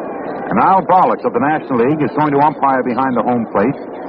Bill McGowan of the American League is going out to first base. Lee Ballenfant of the National League is umpiring at second base. And Stewart of the American League, who was umpiring balls and strikes, at third. Rigney around his head to Rizzuto, and Rizzuto dumps a bunt down at third base foul line. Rigney overfields it fast, and the throw to first base is very quick, and he's out on a great sensational play by the pitcher, Johnny Rigney, who came in over by the third base foul line, fielded that ball, a bunt by Johnny Rizzuto with one hand, Phil Rizzuto, with one hand, and quickly from an underhand throwing position, threw over to first base and retired Rizzuto. That looked almost like a perfect bunt. That was Rizzuto's first time at bat, and brings up Stan Spence, the left-handed batter of the Washington Senators, an outfielder. And Barlick, who never fails to entertain the spectators, called a strike 1 on Stan Spence with a loud and vociferous cry. Strike 2 as he waves dramatically like John Barrymore behind the home plate, and he's really giving it to the fans, and the fans are enjoying it. As Rigney's around his head again and throws a slow curve which is fouled off down into the bullpen of the service team. The count remains 2 strikes and 1 ball with 1 out. The last half of the 5th inning, and the All-American League is leading 3-0. Rigney's taking the sign from his catcher, Frankie Titlock. Titlock holds the glove, and the pitch is made, but it's fouled off into the upper deck for the same count of 2 strikes and no balls. Really, this Al Bollock behind the home plate is really doing a job of umpiring. He's giving more gestures down there than, well, we'll say W.C. Fields. Stan Spence, a great outfielder for the Washington Senators, hitting left-handed with the count 2 strikes, no balls as Rigney pitches, and the ball is sliced down by first base, down by third base, and Rigney going out after the ball attempted to pick it up one-handed to the right of the mound, looked at his runner, but took his eyes off the runner and fumbled the ball for the first error of the ball game.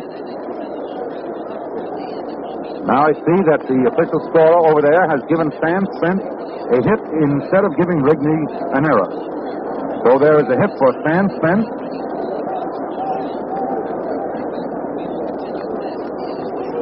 And the next ball pitched by Rigney to the splendid splinter of the Boston Red Sox, Ted Williams, is down inside for ball 1. 1-0. With Spence on first base. Through his chest and his box stance, he steps, and the curve is over for strike 1. 1-1 as Bollock said, "Whoa, boys, strike 1." Ted Williams batting left-handed. And old Teddy has just batted in 80 runs this year with 18 homers to his credit in the American League and leads the league in batting. And the ball is outside for ball 2. Rigney doesn't take a bit of time between pitches. Just as soon as Frankie Pitlock gives him the pitching signal, he comes right to his chest and throws. So there's Stan Spence on first base, Williams the hitter, and he takes ball 3 low and inside, and he danced away from the plate on that one. The count goes to 3 balls and 1 strike with Spence on first base, 1 out, the last half of the 5th inning, and the All-American League is leading 3-0. Williams up there looking for that triple. He takes it outside for ball 4. And Spence goes to second base. Williams goes to first base. And that's the third base on balls given up by Johnny Rigney in this ball game. And brings up the jolting Joe DiMaggio of the New York Yankees, who has 1 hit in 2 times at bat this evening. He had 2 hits in an all-star game in New York last evening. He has 1 out of 2 tonight. Hitting right-handed, feet spread well apart, bat well back. Rigney pitches, and Joe takes a low curve outside. Frankie Pitlock had to skip outside of the plate to take that one. Rigney has the ball back in his hands, and he's looking at his outfield. And Padgett in left field is playing pretty well around toward the foul line. Mullen in center over toward left, and the pitch is made, and DiMaggio rifles the ball down at Andre. Andre over to McCoy. McCoy over to first base, and Stern takes it for a double play as Joe DiMaggio hits into a double play to end the 5th inning. Andre, the third baseman. Andre, the third baseman, to Benny McCoy at second base, over to Johnny Stern, and we'll pause momentarily for station identification. And this is the Mutual Broadcasting System. WGN, the voice of the people, Chicago. Going into the first half of the 6th inning, Sid Hudson still on the mound for the American League All-Stars. Hank Gowdy walking down there to first base, and the first batter will be, for the All-Service team, will be Don Padgett, formerly of the St. Louis Cardinals and lately of the Brooklyn Dodgers. Padgett left the Brooklyn Dodgers early this spring to join the Navy. He's a power hitter, a fairly good hitter to left field, tremendous power to right field. He's sort of a convertible ball player, one who can play the outfield and also catch. Down at St. Louis, they use him a good deal as a catcher. However, he prefers to play the outfield, and of course, he's gotten his wish since he joined the Navy. He's playing in left field for the All-Service team tonight. A left-handed batter, power hitter. He had a single the first time up and flew out to Joe DiMaggio in center field the second time up. He's up there now in the leading off the first half of the 6th inning. His third appearance at the plate, crouching low, watching Sid Hudson as he stops his windup. Hudson's first delivery bounces into the plate, and Buddy Rozar takes it on a pickup, hands it back to Al Bollock, who looks the ball over, then throws it back to Sid Hudson. And Phil Rizzuto at shortstop figures Don Padgett, as a right field hitter, is playing him way around toward second base. Sheltner playing him way out of position at third, around toward second, too. The ball is hit right back on a high hop to Sid Hudson in the pitcher's box, who throws it over to Rudy York for the first out. And that ball had gotten over the head of Sid Hudson, it might have continued on into center field for a base hit, and Sid Hudson was forced to jump very high to take it in his gloved hand. However, there's one up, one away for the all-service team, the first half of the sixth inning. Cecil Travis, who has a base on balls and a double to his credit, is up there now for the second man. Hudson around his head, pitches inside to Travis for ball one.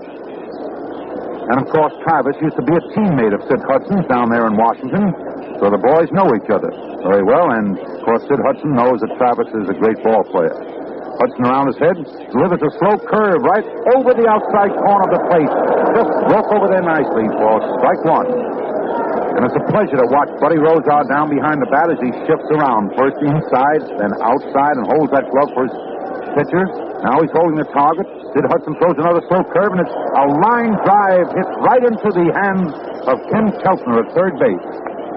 A solid smash right into the gloved hands of Kenny Keltner at third base for the second out. Travis really caught a hold of that one. They didn't fool him any on the ball. He really laid the meat of the bat on it. However, it was right at somebody. That brings up Joe Grace, a left-handed hitter, formerly of the St. Louis Browns, who struck out once and hit back to the pitcher once. However, he's a good hitter. Hudson delivers, and Grace leaps high over the ball like a little girl playing jacks to get out of the way of it for ball one. 1-0. Hudson around his head, steps, slow curve is over for strike one. 1-1. The game is moving very swiftly. Joe Grace swinging left-handed, chokes up a little on the bat, spreads his feet, watches his pitcher. A ball and a strike, and gives gestures and waves and dances around there. An Indian war dance. The next pitch is hit hard out into left field, and it just misses foul for about 5 feet. And the count remains 2 strikes and 1 ball. First, that ball was hit down along the left field foul line in fair territory, curved at the last minute, and just went foul about 5 or 10 feet. Teddy Williams was over there very fast after the ball, and I imagine if the ball had been fair, Teddy Williams would have caught it. So Joe Grace must come back to the plate and hit over again. Sid Hudson taking the sign from Buddy Rozar. He winds around his head once. The step, the throw, and the curve ball which swings around the plate for ball 2. 2-2. 2 out. First half of the sixth inning, and the All-American League is leading 3-0. Hudson around his head, throws, and the ball is hit foul down the third base foul line for the same count. 2 strikes and 2 balls as Big George Earnshaw fields it and throws it back into the pitcher. That's baseball ethics, of course. Hudson rubs the ball up, blows in his pitching hands, takes the sign from Buddy Rozar. Rozar holding that target low outside as Hudson comes down low for ball 3. The count is 3-2 on Joe Grace. Third man up for the all-service team. First half of the sixth inning.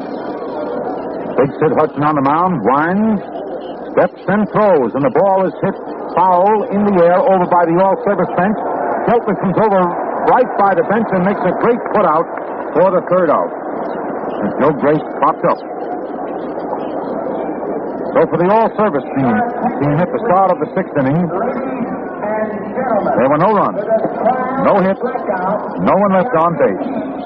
And in 6 turns at bat, the all-service team has had no runs, 3 hits, and 5 men left on base. There has not been an error made by either team here so far this evening. A very clean ball game. The ball game has been very fast.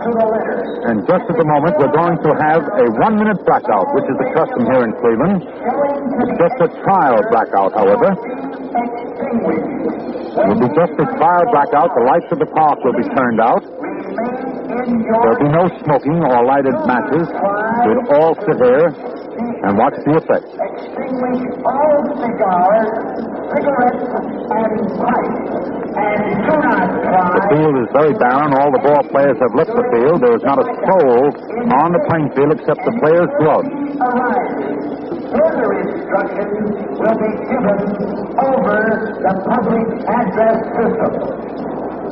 There go the lights. And now the park is totally blacked out. You can't see a cigarette. You can't see a cigar light. You cannot see a light of any description. Through the haze and the mist, through the darkness of night, you can just see under the starlight the towers, the lighting towers standing on the roof of the grandstand. We see the wires of the backstop running down in front of us. We can see the silhouette of the scoreboard out in direct center field against the rather light sky, which is not lit only by moonlight and starlight. And over to the left of us is a towering grandstand, 2 tiers tall, very high. However, there's nothing that we can see beyond that. It's totally blacked out. It's trial blackout, just a trial blackout, which we would like to emphasize. And that's the custom here in Cleveland, Ohio, at night games, to constantly and continually try these blackouts, just so that everyone might be prepared in case of an emergency. We can look up in the heavens and see the stars. We can look out towards center field. And as I told you, we see the silhouette. And now the lights come on again. After the 1-minute blackout, the lights behind the home plate on the roof flash on, and the banners around the top of the roof wave. And out of the 5 or 6 or 7 light towers, there's the 8th one just going on. Now we go into the last half of the 6th inning, and the all-service team is taking the field with Johnny Rigney going out there, the pitcher. Frankie Pitlock still behind home plate. Andres at third base. Travis at shortstop. Benny McCoy at second base. Johnny Sturm at first base. Joe Grace in right field. Mullen, formerly of Detroit, in center field, and Don Padgett in left. Rudy York will be the first batter for the All-American Leaguers in the last half of the 6th inning, and the score is 3-0 in favor of the All-American League team. And the All-American League team so far in this ball game have had 3 runs and 4 hits and 3 men left on base, whereas the all-service teams have had no runs, 3 hits, and 5 men left on base. 5 hits the All-American Leaguers have had, and the first pitch by Rigney to the big Rudy York is strike 1, a neat curve which just clips the outside corner of the plate. Rigney's next pitch to York is a curveball outside, and York fouls the ball off. York fouls it off for strike 2, and Rigney has him 2-0.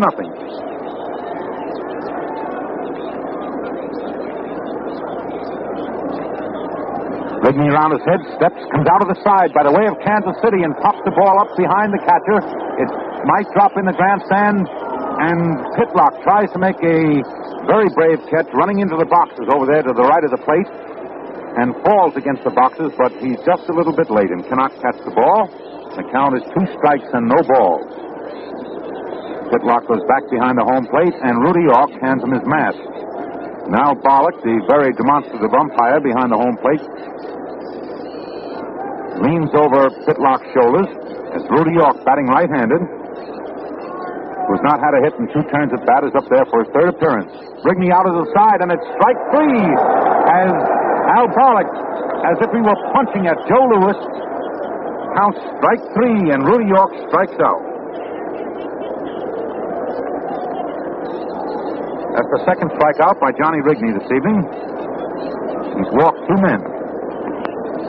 And up comes Bobby Dorr, one of the leading hitters of the American League, and he uses a typical Heine Grove stance, a wide-open stance, his body facing the pitcher, and the first slider thrown by Johnny Rigney, who's getting hot now for the all-service team, is strike 1. Just nips the outside corner. Bobby Dorr wide open as the pitch comes in there, and he swings hard and fouls it off for strike 2. 2-0. Dorr doesn't hold his arms as high as Heine Grove used to, but his body is entirely around, just standing directly facing Johnny Rigney in the pitcher's box. Bat laid on his right shoulder, swinging right-handed as Rigney comes around his head, steps, delivers a curve, and it's strike 3 as Dorr takes that curve right over the outside corner. And Rigney is showing a burst of pitching here, which stamped him as one of the best pitchers of the American League. He's really getting hot and really cutting that curve across those outside corners. And it's a pleasure to watch Frankie Pitlock catch it. Standing down there, crouching behind the home plate, holding that target, and Rigney placing every ball right in that glove. Up comes Keltner, who takes ball one outside. Rigney doesn't wait much when he gets the ball. He just takes that sign from Pitlock. The all-service infield with their hands on their knees as Rigney delivers again, and the ball is hit sharply into left field on one bounce to Don Paget, who fields it, throws it back into second base, and Kenny Keltner is on first base with a single. That's the second hit by Keltner this evening, and the first man of the All-American Leaguers to have two hits. He had a triple in the second inning, flew out to left field in the fourth, and now singled in the sixth. And Buddy Rozar with one hit in two turns at bat is up there. Number 12 on his back in the Yankee uniform, and takes a bouncing curve ball which struck the ground. Pitlock fielded the ball for ball one. Kenny Keltner on first base with two outs. The last half of the sixth inning, and the All-American Leaguers leading 3-0. The pitch is strike one as that slider zips across there again. And now the crowd is getting a big bounce out of the way Rigney is pitching and the way that Al Bollock is calling the strikes and balls. Rigney around is out of the side, strike two. And Al Bollock jumps up in the air and calls strike two and does a regular war dance behind the home plate. Well, we've been in baseball 22 years. We never saw an umpire really call him this way. Well, it's a pleasure and it's very refreshing to see it. Rigney around his head again, and the ball is hit right down over second base into center field. And there goes Keltner around second base, heading into third, and pulls up at third as Rozar pulls around first and is content with a single. So Rozar has two hits to his credit, sending Keltner around the third base. He himself is parked on first.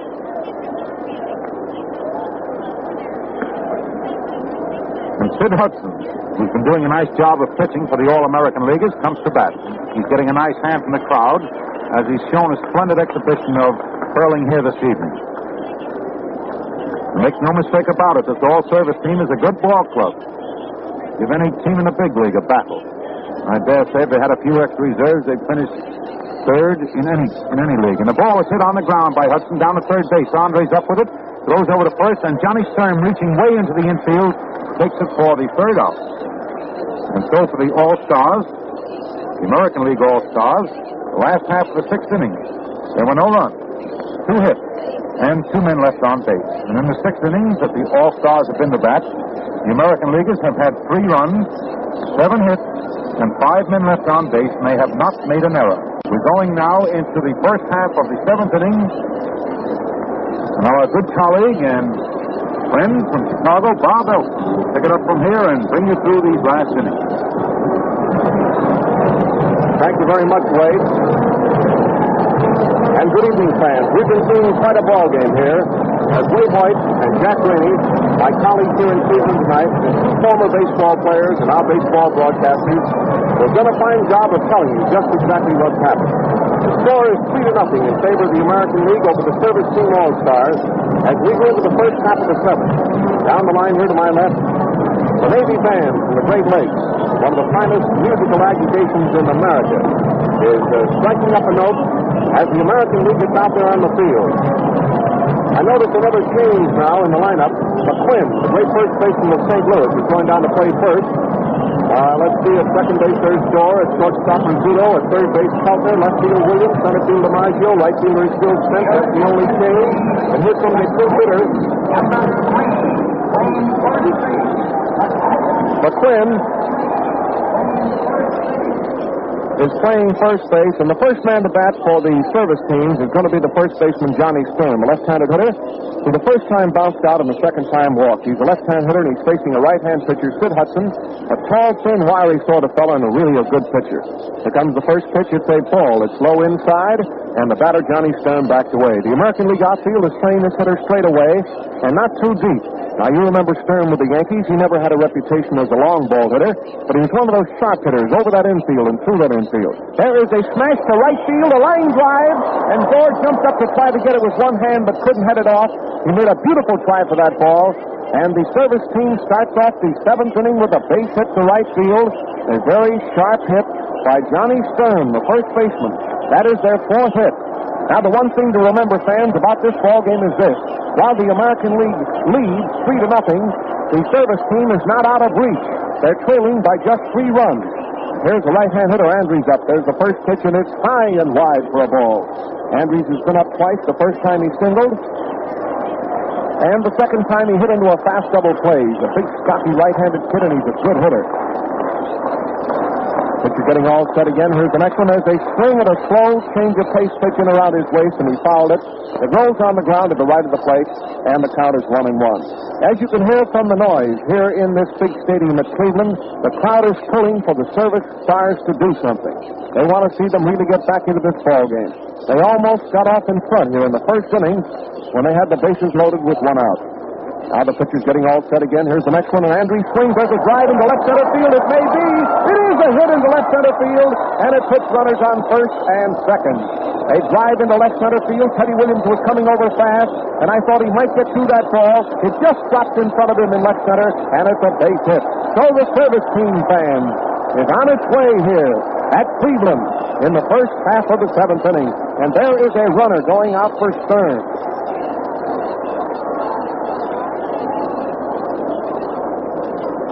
There's a runner going out. Now you'll hear the announcement. Hayduck is going to play.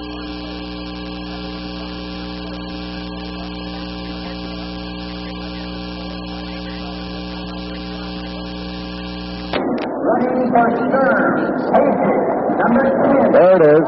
Chester Hayduck is out there on second base running for Stern. So we have 2 men on and nobody out for the Service Stars. There is a strike. It's right across his waist. It's called.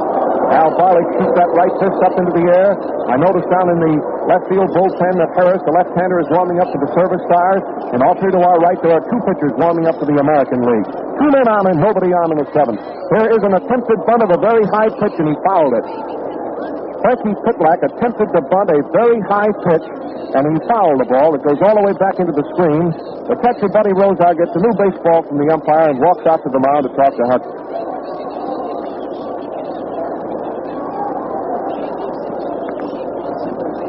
Hayduck is out on second.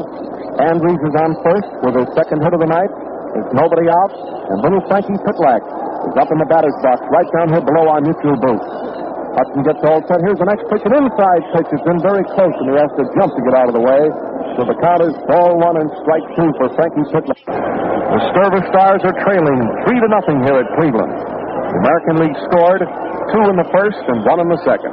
Hudson gets set again. Here's the next pitch, and there is a swing and a miss, and he struck him out. Frankie Pitlack went all the way around trying to give that ball a ride, and he struck out. So there is a strikeout for Hudson, and now we're going to get a pinch hitter for Rigney. Here is a pinch hitter coming up to the plate to bat for Rigney. Luccadello. Johnny Luccadello is coming up to the plate of the Browns. He's a left-handed hitter. Here's the announcement. Here's Johnny Luccadello up in there, a left-handed batter. He's batting for Johnny Rigney, and that means that Harris is going to come in to pitch for the Service team. Runners on first and second and 1 gone. There's a hopper foul down the first baseline, and it's 1 strike. Remember that McQuinn is now playing first base in place of York. Doris is second. At shortstop is Flea Rizzuto of the Yankees. At third base is Kenny Keltner. It's Williams in left field, DiMaggio in center field, and Stan Spence of Washington in right field.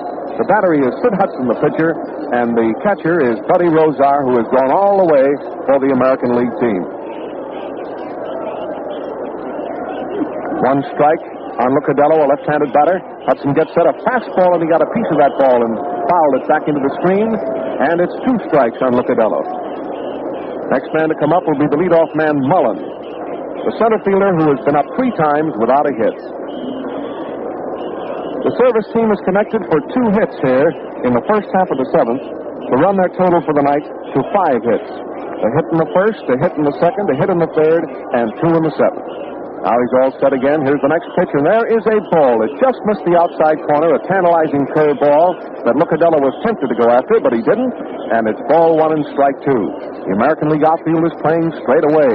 The Service team has 2 men on with 1 out here in the 7th inning at Cleveland.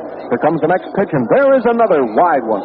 That time it was about a foot outside waist high, and so Johnny Hudson has worked up a count now on this pinch hitter Luccadello of 2-2. Again, the crowd here, which is close to 70,000, I imagine. It's very, very close to 70,000, is starting that staccato clapping. You can hear it through your radio.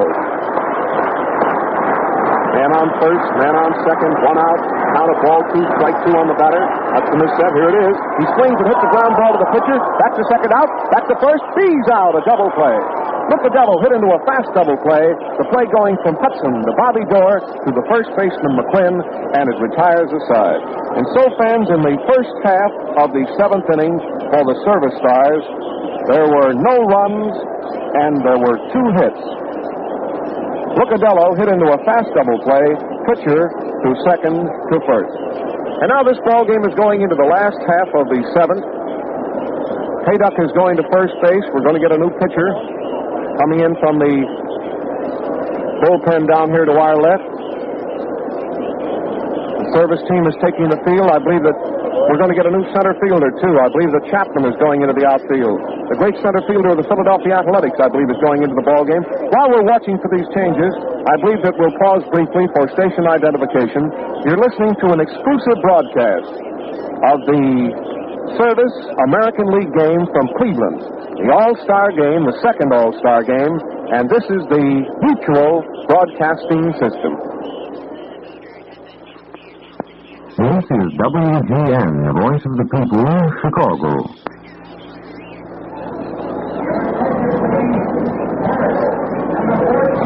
Our fans, we're back here at Cleveland.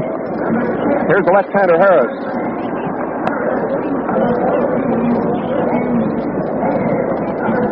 Morris Mickey Harris from the Army. He's stationed in the Panama Canal Zone.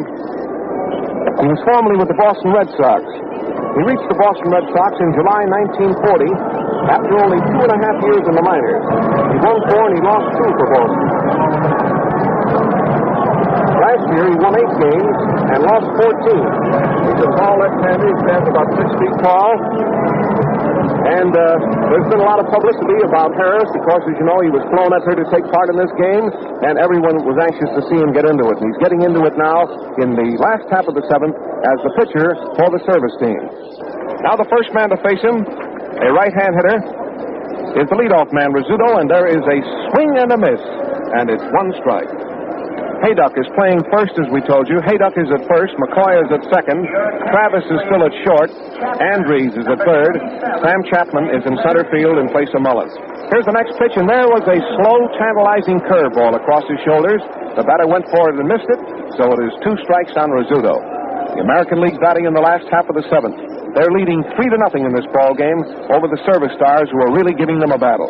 Harris gets set again. Here's the next pitch, and there's a drive down the right field line. It's going to be a hit. It's going to be an extra base hit. It's bounded way back there against the wall. Rizzuto's on his way to second. The right fielder firing the ball in, and he slid past second base, but he gets back in there. Rizzuto running around second base slipped, but he got up in time to get back into second base with a double, just as the Service team was getting ready to put that ball on him. Rizzuto slipped going around second base when it looked like he might try for the triple. He got up and slid back into second. So it is a 2-base hit for Rizzuto. That's his second time up and his first hit, and is a total of 8 hits for the American League. It brings up a left-hand hitter, the right fielder Stan Spence. There's a man on second base, and there's nobody out here in the last half of the seventh. Harris is getting a sign. Here's the pitch, and there's a throw to second base, and Rizzuto goes to third, head first, and he's in there safely. A delayed steal of third base by Rizzuto. The batter attempted to bunt that ball. He missed it. The catcher Pitlack threw to second, and Rizzuto tore to third and slid in safely. It's a clean steal of third. The play went from the catcher to second base to third. So there's a man on third now for the All-Stars. The American League All-Stars, Spence batting. There's 1 strike on him. The infield is pulled in a bit. Harris taking a lot of time, getting a sign from Pitlack. Now he starts his windup. Here it is. And there's a hopper over the pitcher's head. The runner's still holding third, and the batter is being thrown out in a fast play. The play going from McCoy to Hayduck, and the runner Rizzuto held third. I thought that he might possibly break for the plate on that ball because it was a slow bounding ball over the pitcher's head to the second baseman McCoy, but Rizzuto held third, and McCoy threw the batter out. It was a very nice play. So there's 1 gone.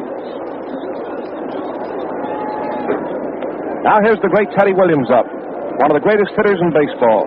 A tall, wiry lad, a left-handed batter, and there is a ball. It gets away from the catcher. It rolls a few feet back of the plate. The pitcher comes in to cover the plate, but Rizzuto plays it safe and stays at third. The ball got away from the catcher, Frankie Pitlack, and rolled back about 20 feet behind the plate. He and the umpire were getting all tangled up as Frankie wanted to get back to get that ball, but the runner stayed at third, so Rizzuto is still there, and there's one gone. Service infield is drawn in a few steps. They're not playing way in. Here comes the next pitch to Williams, and it's a strike. He caught the outside corner that time with a beautiful pitch. Boy, that was a sharp curveball. It just whipped in over the outside corner, and it's a called strike. And so we have it 1-1 on Teddy Williams. A man on third, one out here in the last half of the seventh at Cleveland with the American League ahead 3-0. Harris is set, and there is a very sharp breaking curve that was a foot outside at the knee. And Frankie Pitlack had to go way outside to get it. The outfield is playing Williams just a shade to the right, and they're plenty deep for this boy. As you know, he's one of the best long ball hitters and also one of the best sharp hitters in baseball. He can drive that ball between them. Here comes the next pitch, and Williams takes a ball. It missed the corner just at the knee, and it's ball 3 and strike 1 for Williams. The American League would like to get this additional run in from third. They're leading 3-0 in the last half of the seventh. Harris is set again. Here's the next pitch, and there's a high fly ball. It's way back into left center field. Padgett going back. Chapman going back. Padgett couldn't get the ball. It went over his head. Here's a run scoring. Williams is rounding second. He's on his way to third. Here's the relay, and Williams pulls up at third with a triple. It was a tremendous wallop, fans. Way back into left center field. Padgett raced back from his left field position. The center fielder Chapman came tearing over, but the ball dropped behind them, and Williams pulls up at third base slowly with an easy triple. So the score now is 4-0 in favor of the American League. Here is the famous Yankee Clipper, Joe DiMaggio, up at the plate, a right-handed batter. He's been up 3 times. He's hit safely once. Here's the first pitch, and there is a strike. It caught the outside corner, waist high. Fastball right over the outside corner to Joe DiMaggio. A man on third, 1 run in. We're in the last half of the seventh, and the American League now has another run. Harris is all set again. Here's the next pitch, a change of pace pitch. It's wide, knee high, and again, Frankie Pitlack has to go way outside for it. The outfield is swung to the other side. They're playing DiMaggio as either a left center field hitter or a left field hitter. The left fielder, Padgett, is very deep. Chapman in center field is over a bit toward left field, and the right fielder is just about in a normal spot. DiMaggio takes a fastball. It's right across his chin, and it's ball 2. So it's 2-1 on Joe DiMaggio with Teddy Williams on third. He just tripled. He drove in Rizzuto, and the American League is ahead 4-0 here at Cleveland. Harris has his sign again. Here's the next pitch to Joe. Joe steps away from one. It's inside low, and it's ball 3 and strike 1. Frankie Pitlack steps out in front of the plate, says something to the pitcher. Harris turns around and goes for the rosin bag, taking plenty of time out there getting set. Now he peers down at Pitlack. Here's Joe DiMaggio with that familiar stance of his up at the plate. Here comes the pitch, and it's a beauty right over the inside corner, waist high for a called strike. Harris fired in a beautiful pitch that time. It's a called strike on Joe, and the Yankee Clipper steps out of the batter's box and gets some dirt on his hands. Now he's up in there again. There's that familiar black 5 in the back of his white uniform. There's those legs wide apart, that bat over his right shoulder. That familiar stance that's known to baseball fans the world over. Here it is, and there is a very high infield fly on the right side of the infield. The first baseman, Hayduck, is between first base and second going to his right. He grabbed the ball, and Williams holds third. So Joe DiMaggio hit a very towering infield fly ball that was taken by the first baseman, Chester Hayduck, going to his right, towards second base, in the base paths, and there's 2 gone. That, by the way, is the second time tonight that Joe has popped out in the infield. The other time he hit into a double play, and the first time he singled driving in a run. Now there's a man on third, and here's George McQuinn of the St. Louis Browns, one of the best fielding first basemen in baseball, a fine, sharp hitter, and a swell lad up at the plate. He's making his first appearance up there tonight. He took the place of Rudy York, and there is a strike. It's right across his knees. There's that sharp curve ball, and Barlick lets out that yell again on that strike, and the crowd gets a kick out of it. So man on third, there's a run in. There's 2 out here in the last half of the seventh. Harris, the left-hander out there on the mound, is getting all set again. Mickey swings around. Here comes the next pitch to McQuinn. McQuinn swings. There's a drive. It's a hit. Out into right center field. It's going way, way out into right center field. It's rolling farther away from the infield. He's rounding second. He's on his way to third. Here's the relay, but they'll never get him. He's in the dirt, and he's safe at third. It's a triple for McQuinn, way out into right center field. The ball was finally fielded out there by Joe Grace. He picked the ball up and fired it into short center field, where McCoy, the second baseman, ran out, took the ball, and whipped it over to third base. But McQuinn is in at third with another three-base hit, and another run has scored for the American League. So the score now is 5-0 in favor of the American League in the last half of the seventh. McQuinn on first base with two gone, and here is Bobby Doerr up at the plate. The right-handed batter. First pitch to him is a bit outside, ball one. As Wade told you, Bobby Doerr has a rather odd stance up there at the plate. I've asked him about it many, many times when the Red Sox have been in Chicago.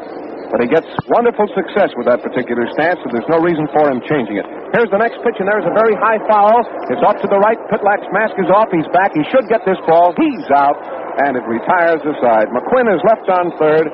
Frankie Pitlack went back fast for that foul, and it retires the side. And so, fans, in the last half of the seventh, the American League scored two more runs, and there were three hits. A double, a triple, and a triple. 2 runs and 3 hits, and that is the end of the seventh. So now let's recheck on the totals for 7 innings. The American League, 5 runs, 2, 4, 5, 6, 7, 8, 9, 10 hits. The Service All-Stars, no runs and 5 hits. This ball game is going into the first half of the 8th inning. It's a wonderful sight here at Cleveland, fans. 70,000 people are jammed at the stadium to see a grand ball game. And Mutual hopes that you're enjoying this ball game as you hear our exclusive story about this game from your radio. We're going to pause again briefly for station identification. You're listening to the broadcast from the Municipal Stadium in Cleveland. This is the Mutual Broadcasting System. This is WGN, the voice of the people, Chicago. Well, here we are. This is Bob Elson talking to you again from Cleveland. And here is Tex Houston of the Boston Red Sox, a very good right-hander out there on the mound. He is the third pitcher for the American League. Tex Houston, one of the regular starters with the Boston club, a right-hander, and a very, very fine pitcher. I believe he's won 7 ball games this year. I saw him pitch a very splendid game just about a week ago in Chicago. The first man to face him up at the plate now is Chapman, the center fielder. He's playing in center field for the service team in place of Mullen. He's a right-handed batter, and as you all know, those of you who saw him play with Philadelphia, he was one of the greatest young outfielders in the game. There is a strike. It's right across his knees, and the count is 1-1. The service team trails by 5 runs at Cleveland. The American League, 2 in the first, 1 in the second, and 2 in the seventh. The service team has failed to score. Houston, the right-hander, is the third pitcher for the American League. He's on the mound now, pitching to Chapman. The count is 1-1. Here it comes, and there's a swing and a drive to the first baseman, McQuinn. A nice pickup. There's the run to the bag, and he's out. McQuinn unassisted, and there's 1 gone. And now the American Leaguers fire that ball around the infield from Kenny Keltner to Flea Rizzuto to Bobby Doerr, back over to McQuinn, and then back to Houston. And now the boys are getting all set. Mueller, number 9, batting for McCoy. Here's Mueller of the Phillies. Emmett Mueller, utility man with the Phillies. He's an infielder and outfielder. He's an all-around handyman. Left-handed batter up at the plate. And the first pitch, he swings and fouls up into the wire, and it's 1 strike. Mueller is in the Army. He's a left-handed batter and a fine little ball player. We saw him many, many times with the Phillies. He's up in there now waiting for the next pitch from Houston. The outfield playing him straight away. There's a swing at a high pitch, and he fouled out when it rolls on the ground all the way back to the screen, and it's 2 strikes. There's 1 out and nobody on here in the first half of the 8th. And the service team doesn't have many more chances. We're in the 8th. That means they have just the first half of the 9th to try to get those 5 runs back. Houston getting all set out there again. Here's the next pitch to Mueller. Mueller steps up on a curveball and lets it go by, and it just missed the corner, knee-high for a ball. So it's ball 1 and strike 2 for Mueller, who is batting for Benny McCoy. Mueller will go into the ball game for the service team at second base. Here comes the next pitch, and there's a fly ball into short right center field. They're all going for the ball. Right fielder, center fielder, and it drops for a hit. And Mueller keeps right on going to second base. The boys get crossed up on their signals out there that time. DiMaggio and Stan Spence and the ball dropped right in between them for a two-base hit for Mueller. Well, that's one of those things that you see happen very frequently in a ball game.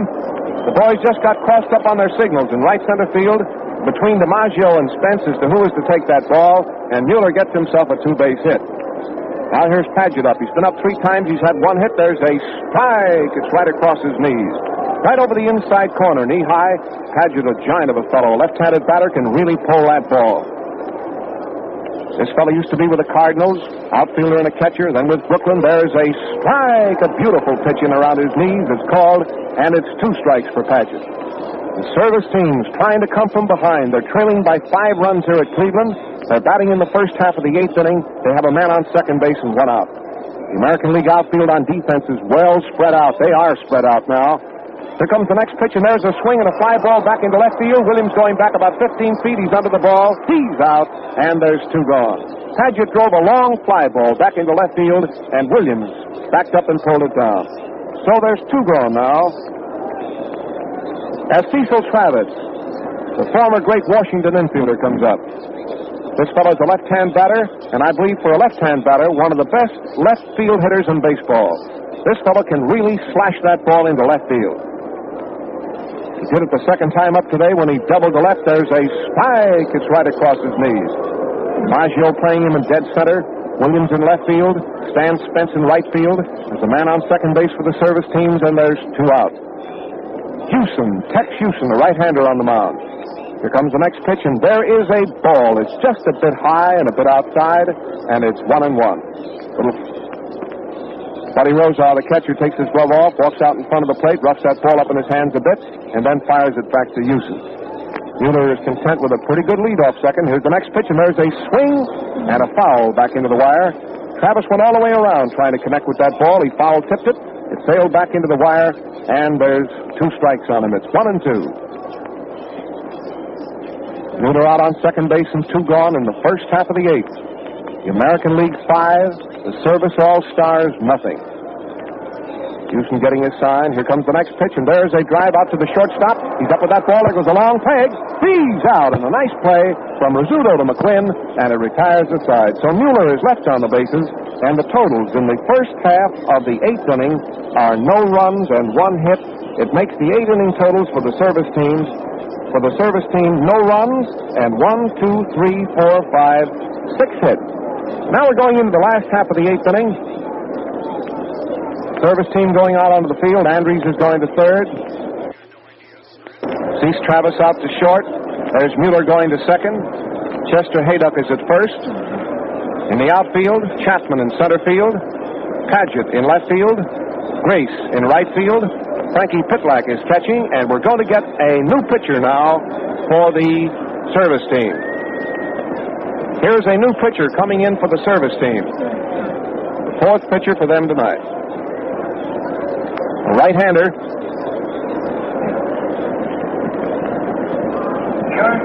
Here comes the announcement. Listen to it. Number 9, now pitching. Grodzicki. Number 9, now pitching.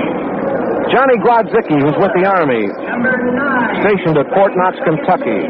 Mueller. Property of the St. Louis Cardinals. The right-hander's on the mound. A member of the Cardinal chain, Grodzicki won 19 and lost 5 at Columbus last season, compiling an earned run average of 2.58. Assigned to the service branch of the Armored Forces of Fort Knox, the big right-hander finds time to pitch every couple of weeks. He's appeared in excellent pitching condition in all of his efforts so far with the Army, and he's getting his chance here tonight at Cleveland. He's a big right-hander who's out there now firing in a few practice pitches to Frankie Pitlack, and the American League is coming to bat in the last half of the 8th. The score of the American League 5, the service team nothing, as we start the last half of the 8th. Now the first man to bat is Kenny Keltner. Kenny Keltner's been up 3 times tonight. He has 2 hits. First time he drove a long triple into left center field. The second time he flied out, and the third time he hit safely, and there is a fastball right around his knees, and it's a called strike. The left fielder, Don Paget, is playing him plenty deep, and he should. Kenny drove one of the longest balls I've seen hit in this park, way out into left center field, and that ball was hit a mile. Grodzicki gets set again. Here's the next pitch, and there is a foul. It's up in the wire here to our right, and it's 2 strikes. Artie Fletcher of the Yankees is coaching at third, down here to our left. Straight down the first base line is Stanley Harris, the former boy manager of the Washington Senators who won 2 pennants for the Senators many years ago. Here comes the next pitch to Keltner. Keltner hits a bouncing ball down to Andrews at third. There goes the peg. He's out. It's an easy play. Andrews to Hayduck, and he was out at first by 10 feet.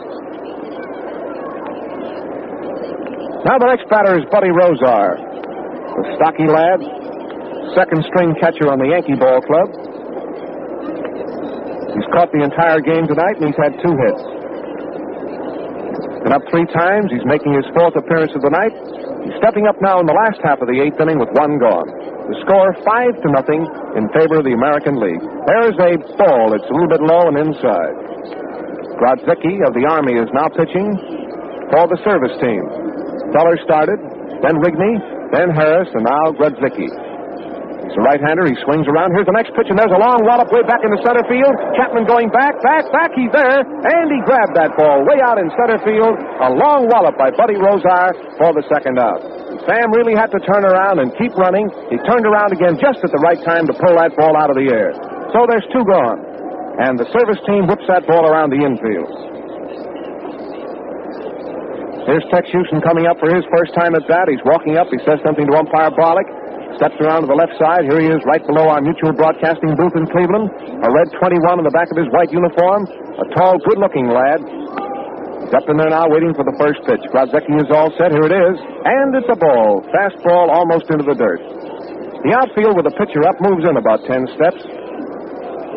They're playing him straight away. Right fielder is short. Here comes the next pitch, and there is a strike. He stepped away from a curveball that broke away from him. Away from a right-hand hitter and toward the plate. It was a very nice pitch, and it evens the count at 1-1. There's 2 out and nobody on in the last half of the 8th. Grodzicki is all set. Here's the next pitch. There is a strike. It's called over the outside corner, knee high. And Barlick again shoots that right fist up into the air, and it's 1-2. Pitcher Houston batting with 2 out. Grodzicki gets all set again. He has started his motion. He swings around. Here it is. He struck him out. A curveball over the outside corner, and Houston is called out on strike. And so that is the end. No runs and no hits. That is the end of the 8th, and now, fans, we're going into the first half of the 9th inning of this ball game at Cleveland at the big municipal stadium between the American League All-Stars and the Service Team All-Stars, and what a grand ball game it's been. The score, the American League 5 and the Service Team nothing as we go into the first half of the night. I believe we'll pause now to let our mutual stations across the country come in and identify themselves. As you know, this is an exclusive broadcast carried from Cleveland, so that you fans, wherever you happen to be listening to it, can hear the complete story of this wonderful game. This is the Mutual Broadcasting System. This is WGN, the voice of the people, Chicago.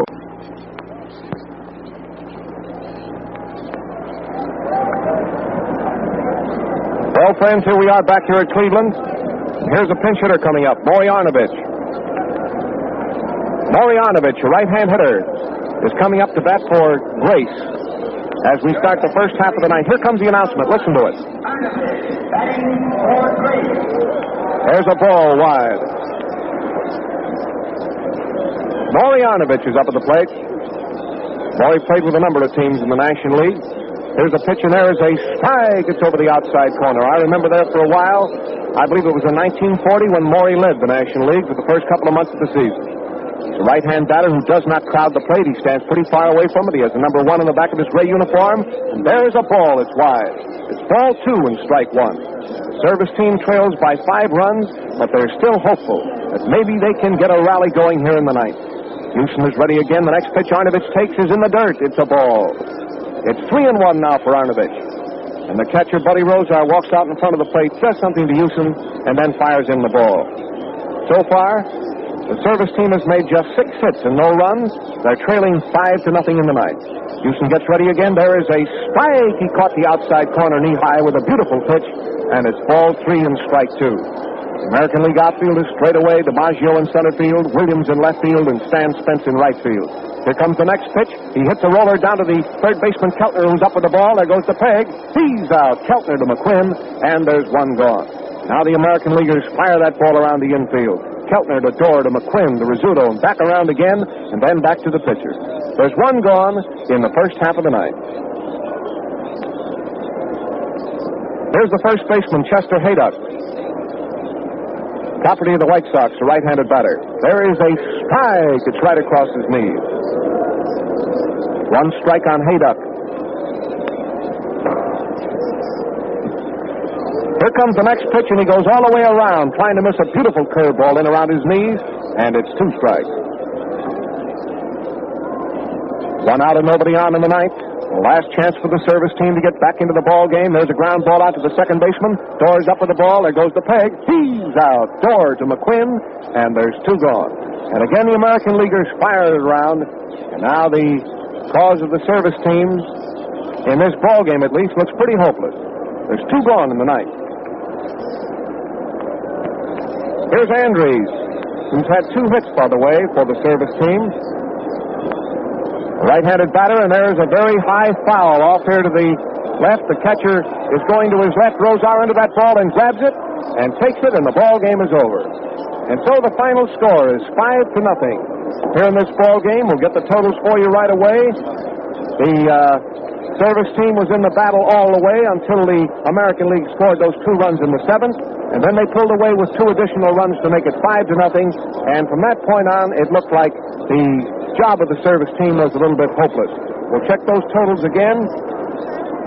They are for the American League 5 runs, 10 hits, and no errors.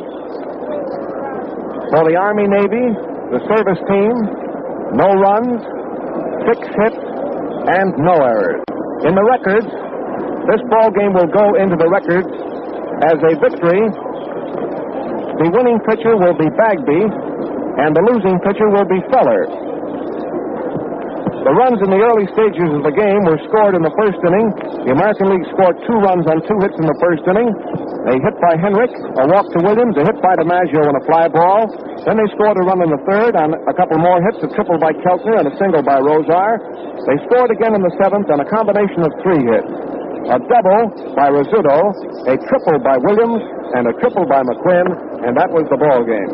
The service teams failed to score. They had a hit in the first, a hit in the second, a hit in the third. They had 2 hits in the seventh and 1 hit in the eighth, and the final score is 5-0 in favor of the American League. And they certainly are champions. They proved it last night in the Polo Grounds in a great ball game that we saw there with Jim Britt and Mel Allen, and they proved it here in a ball game we saw in Cleveland tonight with Jack Graney and Wade Hoyt. And this really was a ball game because the lead was only 3-0, and the service team was within striking distance all the time. And naturally, we know that a large number of you people listening wish that you could have been present at this great game tonight. However, knowing that to be a physical impossibility, the thought occurs to us that you might be interested in aiding the fine cause by sending in the price of a ticket for your seat tonight at the radio. These seats were $1.35 and $1.60. And if you'd like to, you can send your contribution to the Cleveland Baseball Company, who in turn will see that it is added to the combined Army and Navy Relief Fund. As you know, the funds of the 2 games were combined. The first $100,000 went to the baseball, the ball and bat fund, which is to provide baseballs and bats and gloves for all the camps. After that, all the money is divided equally between the service, half to the Army and half to the Navy. So the American League wins both games. They defeat the National League 3-1 in New York, and they win this great game here in Cleveland by a score of 5-0. It's been a swell ball game to see, and I want my colleagues who've done a splendid job here tonight to come in to say goodbye to you and to have a few words of comment. First, here is Jack Graney. Come in, Jack. Well, Bob, it was a very nice ball game. Mickey Cochran and the all-service team have a very good ball club. They tried hard, but they just were not good enough for the American League Ball Club. Thank you very much, Jack, and it was swell to have you with us. And now from Cincinnati, here's Wade Hoyt. We're also very happy to have with us tonight. Wade, will you come in for a word? All right, thank you, Bob. I've seen a lot of ball games in the past, a lot of all-star games, a lot of World Series. I've pitched in 7 World Series, but I think I've never seen a ball game more closely contested than this one here this evening. You must remember, fans, that this all-service team that was out here playing the All-American League All-Stars is not a team that has been playing regularly. Some of the Navy boys have, but some of the Army boys have been devoted to their patriotic duty, of course, and their Army duty. And naturally, being in physical condition is not always being in baseball condition. Some of these boys, for instance, Bobby Feller, you could notice in his pitching that he was just a little bit wild with some of his tosses. He perhaps was a little over-anxious to try to impress these 60-some thousand fans here this evening, just trying to give them a good show. He was out here delivering everything he had on every ball, trying to work hard, trying to give those fans a treat and what they paid for. However, it was a splendid show right from 6:30 on, right through to the final out of this ball game. We had a great military demonstration, and I'm sure that everybody enjoyed themselves here this evening. It was one of the greatest baseball or sports spectacles of all time, and I know that you fans that have been listening in have enjoyed it too. And this is Wade Hoyt saying good evening to you, and Bob Elson once more. Thank you very much, Wade. And friends, I don't have to tell you, I'm sure, that the Mutual Broadcasting System is exceedingly proud to have brought this ball game to you tonight. They brought you the ball game last night exclusively from New York, and this ball game tonight, I just have a feeling, even though we've seen ball games and broadcast all-star games and World Series for years, at this ball game, every fan, every man, woman, and child in all sections of our great country was interested in, and we certainly know that all the service boys were in all the camps and all the ships at sea. This broadcast tonight was recorded, and it'll be sent out by shortwave so that the boys in all the camps, the boys in Ireland, the boys in Australia, will all know just exactly what happened here at Cleveland tonight. And as I say, Mutual is proud to have brought you this ball game so that you could have heard one of the outstanding sports classics of the year. Of course, Mutual is in the forefront of bringing you the great sports events in America, and this is just another one in that great chain of events. And so, fans, that's just about all there is now from Cleveland. The American League won 5-0. That just about wraps up the package. That's all there isn't any more. And so we say goodbye. This is Bob Elson saying good night for Cleveland now for my co-workers here, Jack Rainey and Wade Hoyt and myself. And we return you now to our Cleveland studios.